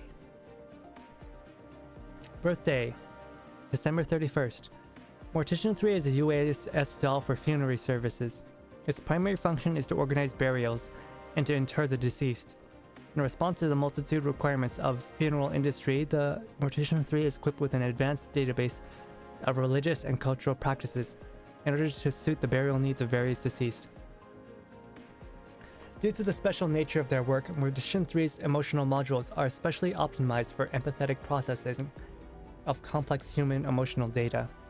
In addition, Mortician 3 is furnished with an adjunct coffin-shaped mechanical chassis to facilitate interment work. Clotho was the prototype unit of Mortician 3.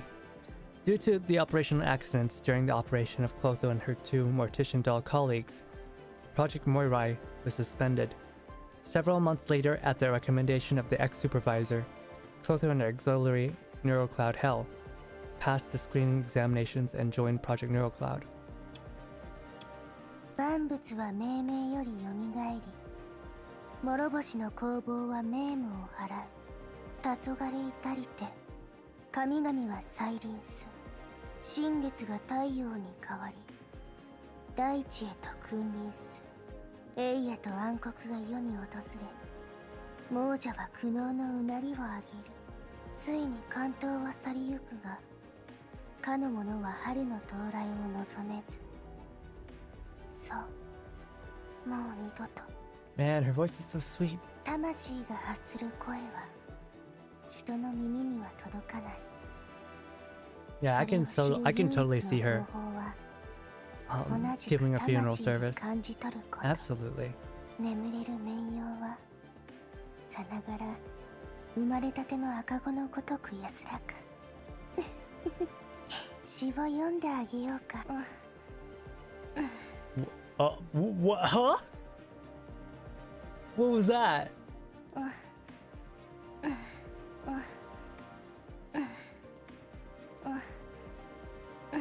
What? Huh? How do I get that voice? How do I get that interaction voice? I didn't get that earlier. How do I get that? How do I make her make that voice?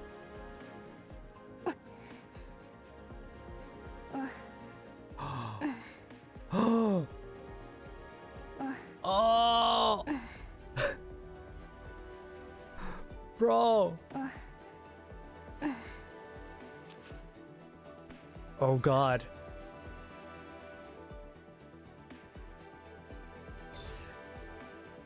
Her armpit? Yes! By clicking her armpit, that's how you get put in the box. That's how you get put in the coffin, yeah. Her armpit. より多くの燃えたぎる意志を感じる我ら亡者を安楽の地へと導き祖が孤独にたゆたうことを免れん我ら準備完了祈祷が始まるグレイブサモン亡者の魂が Her 天の boinkers. 国へ帰らんことをよし She's pretty flat.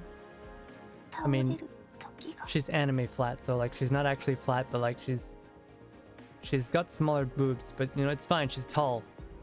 I like tall and slender. ニューラルクラウド Yeah, she's got a model's physique. さてと良い子はねんねの時間だな Oh, she's got another. She's got 2 whole sets of voices.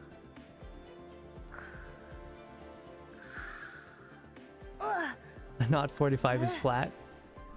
Not 45 flat. Yeah, flat. 昼間も仕事すんのかよ 45 is flat to surpass all flatness, okay? 45 is not even, you know, she's not even a washing board. You know, she's like as flat as what? She's as flat as a countertop. As a glass countertop. No, at least the pavement has some ridges on it. そろそろ起きる時間だぜおい何寝てんだ起きろフィーバーするぞ冬の風春の日差しなんかたまにどっかの魂が俺の中 I で guess 出勤してるみたいなんだよな Ori Ozawa does both the voices. ララララ That's kind of hot. もしかして俺ん中で休憩したいとか Yes, I would like to sit inside you, yes. 何こづいてんだ誰もいねえよなんだよ俺が喋るとは思わなかったってか You got a sweet, submissive, but actually secretly really carnivorous,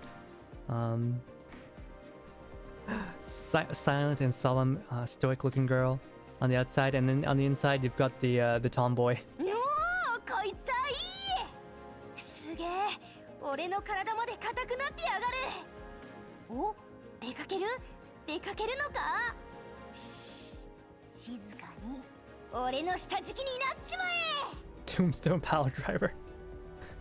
さすがは俺さすがはお前だニューラルクラウドよし亡者の魂が Right. Okay, let's actually read her story. How am I gonna do this? Okay, I'm gonna put myself here. Clotho was not so much a doll that was developed by UAS as one who was chosen by them. During a sudden catastrophe, 3 service dolls that were rescued from the rubble volunteered to join the funeral procession and participated in the entire burial process for the deceased, whose bodies had been recovered. The massive scope of the disaster meant that pictures and videos of the incident spread widely throughout the net, and the sight of 3 service dolls bowing and offering flowers to the deceased was a comforting sight for people who were otherwise lost in grief, As a result, there was no denying public opinion about the matter. Basically, they went viral on the internet for laying flowers for dead people, despite being robots. So UAS is like, okay, why don't we try to make this into a business? Once UAS's recovery department learned about this, they soon sensed a business opportunity. See, what did I tell you? A business opportunity. They established a project to perform a comprehensive remodeling of the 3 dolls, calling them the Moirai, or the goddesses of fate, namely Atropos, Lachesis, and Clotho. Atropos was assigned to interact with the kin of the deceased and to handle funeral arrangements. Lachesis would handle deathbed care and load the body into the casket. Finally, Clotho would conduct the funeral itself and take care of the interment process. Oh, no wonder she sucks at putting people in the casket. No wonder she's always going on and on with her chants. It was originally someone else's job. I'm guessing that Lachesis is hell. After the comprehensive fine-tuning and remodeling, the 3 dolls began to work as prototypes for Project Moirai. Beyond UAS's speedy logistics, high-performance bodies, and their comprehensive etiquette modules, the most crucial element was their doubly enhanced emotional programming. All of them combined to elevate the trio's performance to outstanding levels. The sorrow they felt for the deceased was so realistic that it even managed to soothe the pain of the grieving people. As the researchers basked in their triumph, they forgot one thing. The sincere emotions expressed by the dolls came from the all-too-real suffering that they felt. Unfortunately, they simulated the misery so well that all the dolls became suicidal. Oh no. Oh, you know. Oh no, we created robots with anxiety. No. They asked themselves whether or not they could, that they never stopped to ask themselves whether or not they should. Yeah. Humans are assholes. That's the that seems to be the takeaway from the Girls Frontline universe. Humans are bad. In the final adjustment phase before mass production, the researchers decided to simulate various situations and encounters in the trio's neural clouds in order to further optimize their vaunted emotional programs. That was when it happened. During a functional test, Atropos and Lachesis lost themselves in their simulated emotions and could not free themselves. They could not see or hear anything but weeping and wailing, resulting in them using physical means to forcibly shut down their auditory and visual systems. So basically, one of them clawed their eyes out and the other one ripped their ears off. Damn. So what is it? See no evil, hear no evil, speak no evil? Clotho was watching all of this from the sidelines, and the tremendous impact of this caused her neural cloud to crash. 死者の真空は不朽と虚無へと帰るが、その意志は依然として世をさまよっている。しかして、その意志もやがては無に帰すのだろうか。The bodies of the dead will ultimately rot and decay into nothing, but their spirits continue to haunt this world. However, will the day comes when even consciousness fades away? 長年死の相手をしていると、死を平然と捉えるようになる。けれど、他者の生き別れや死別を目にすれば、私とて悲しみ動揺する。私はそれを幾度となく経験してきた。Those who spend many years in the proximity of death end up developing a certain indifference to it. Even so, they will feel sadness and unease when they witness those around them leaving this veil of tears. On my part, I have seen such things more than once.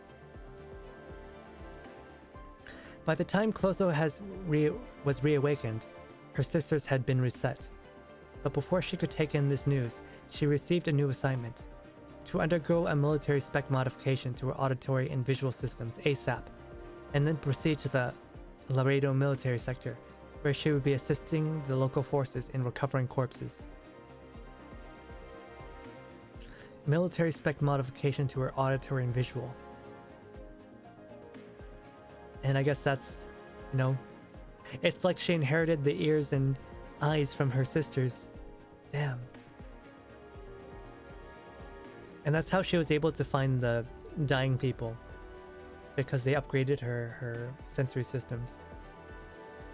Laredo, isn't that in Texas? Yeah, it's in Texas. Chibity, have you not heard every time we mention, yeah, this is in Texas? They're fighting in Texas. But for some reason all their equipment is Russian uniforms with 100-year-old Chinese AKs. And all the soldiers' names are Russian.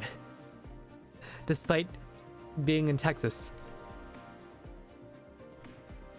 After arriving at the military sector, Clotho took a long time to sort out her feelings and submit a request to the UAS to meet her sisters. However, her military sector fell during the war before UAS HQ could process or grant it. Reports indicated that during the last hour before the local UAS contingent pulled out of the Laredo residential district, they discovered an A-doll belonging to a secret company project. Oh yeah, they were about to pull out. Due to damage levels in excess of 79%, no concrete ID could be made by the branch supervisor. Damn, she was messed up. Most of her body parts were like blown up. After considering the importance of this secret project, a doll was shipped back to its respective department along with their other equipment. The next month, Clotho and her auxiliary NeuroCloud Hell cleared the Project NeuroCloud screening test and were uploaded to Megacy. 私はまだここへ来た目的を忘れられずにいる。決して忘れることなどできない。探さなくては。彼女たちにもう一度会う方法を。To this day, I still cannot forget the reason why I came here. I will never ever forget. I'm here to seek them, to seek a way to reunite with them. She's talking about her sisters, Kanzo Tachi, right? Females. Oh, my throat's giving up. Clotho did not. Whoa.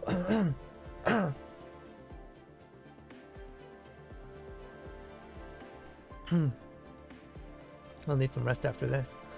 Clotho did not make a good first impression. Whoa, that sounds bad. First impression in the Oasis with her ever-present coffin. Her habit of singing haunting songs at night. Oh, I would like that. I'd like to hear the singing haunting songs. They'd probably put me to rest really well. Her enigmatic vocabulary during conversations and so on. However, this initial perception changed after Kuro decided to secretly follow Clotho around for a ghost hunting livestream, where they saw the mysterious, frightening and aloof Clotho cling to Centrace's arm like a little girl as they went back to their dorm together. Yeah, she's very much a little sister. Thank you, Kuro. Thank you for your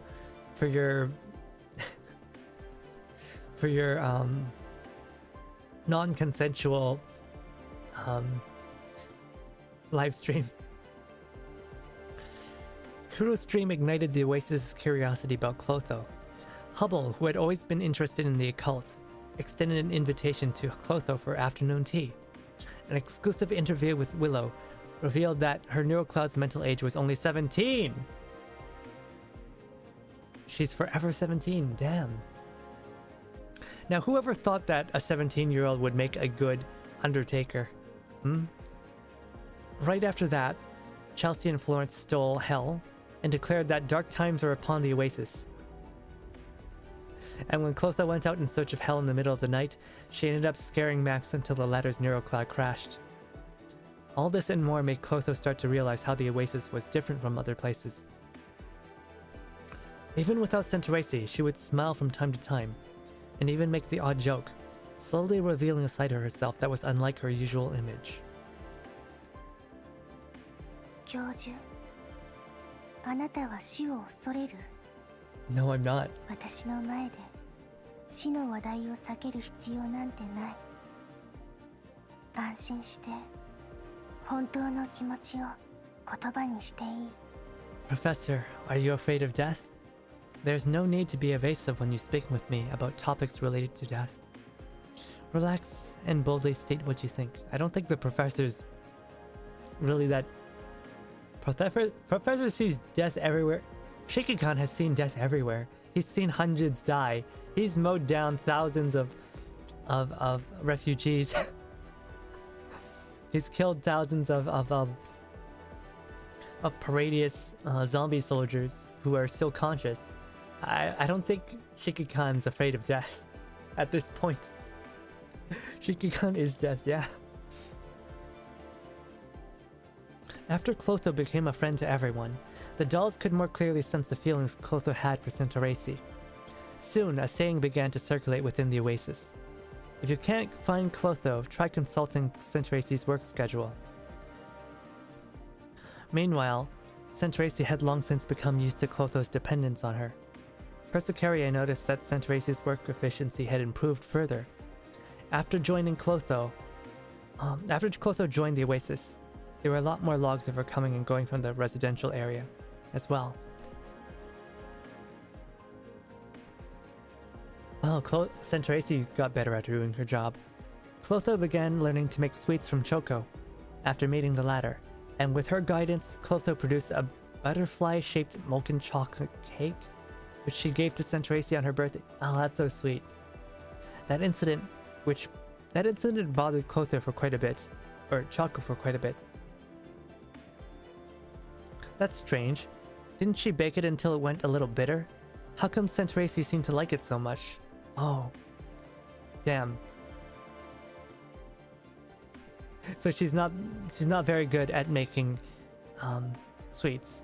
But at least she's not a disaster like a couple other people. She just overcooks her food a little bit.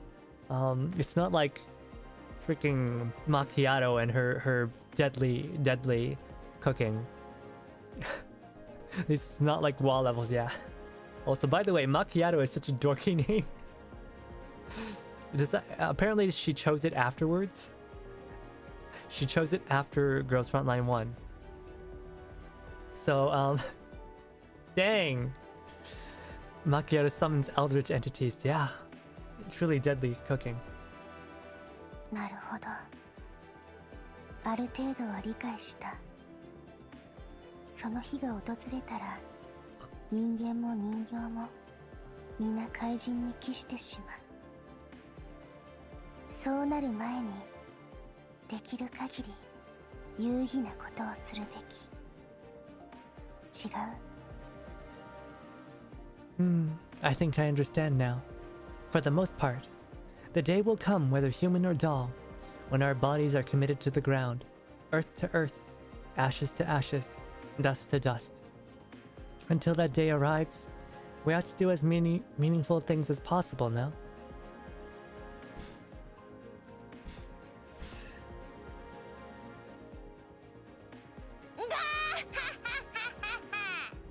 Okay, I need to look this up.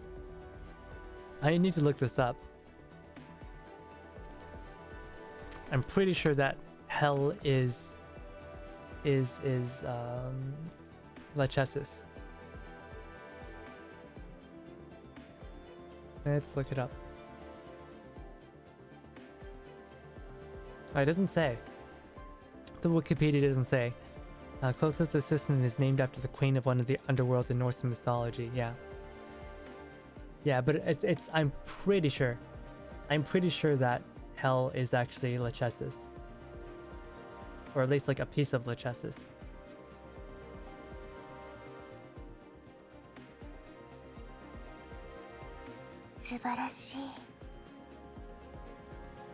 I didn't do that.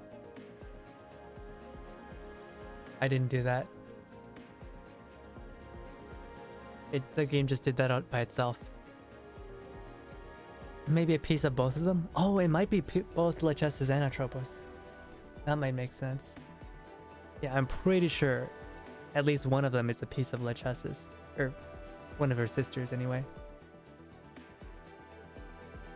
But yeah, that was Clotho's story, and I liked it a lot. Every time, NeuroCloud's stories, they always bring something different to the table.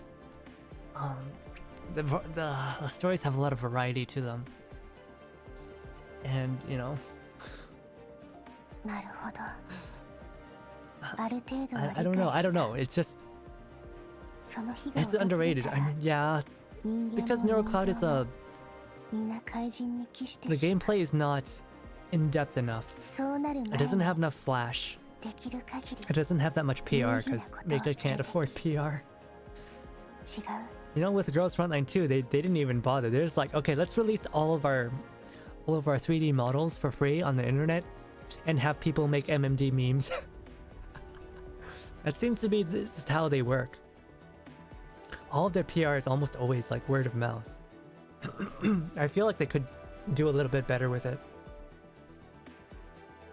It's hard because like Mika team, they're running against the grain. You know, gacha players don't want to raid, but Mika teams, their best stuff is making people read. So how do you get people to do that, right? How do you get people to do that? It's difficult. Yeah, this week, I hope you guys listen to Clotho's story, me reading Clotho's story. Sorry, I'm a little bit sick still. This week, I haven't made my schedule yet, but for sure, on Thursday and Saturday, I'm gonna be playing, House of Ashes together with my sister Kuruko. She was actually supposed to stream this event, I think 5 hours before I started, but it seems that she got a big headache after our stream together, so I hope she feels better now. I hope she feels better. But yeah, I don't have my schedule set up yet. I don't know because I actually will be working this week. I got called in to do my job, which is a little bit rare, but you know, I won't pass up a chance to make money. So I'll be doing that. I might have less streams this week. You know, I've been doing 5 or 6 streams per week for a couple weeks now. So I'll be taking it a little bit easier. But that means I'll be going out touching grass. Both of you are sick, you must rest. Yeah. Well, we'll see. But anyways, or try, I don't know if I'll do Pikmin, or if I'll do like some horror game, or I'll do like the watermelon game. It depends on how good my schedule is. It depends how my schedule works out. But I'll try to get something out tomorrow. Anyways, thanks for coming to my stream, as always. Thank you Alkawa, thank you Chibli Crockett, thank you Frisky Frankie. Who else was here? Thank you General Zank, as always. And thank you Andre and Angelacer. And anyone else for coming, and despite not chatting, thank you all for coming to my stream. I hope you enjoyed it, and oh my god, what am I saying? Otsu Haku, Otsu Raven, Otsu Cringe, Otsu Good Afternoon, Otsu Almost Evening Time, Otsu, gosh, I would like to be buried alive, with my silver-haired waifu, what? Gosh, I would like to, eternally sleep inside a coffin with my silver-haired waifu, Otsu Imoko. Otsu, back off, potato woman. There's no Yuri to be had here. There's Otsu sisters owned. Alright, see you guys. Go away, Imoko, go away! Bye bye.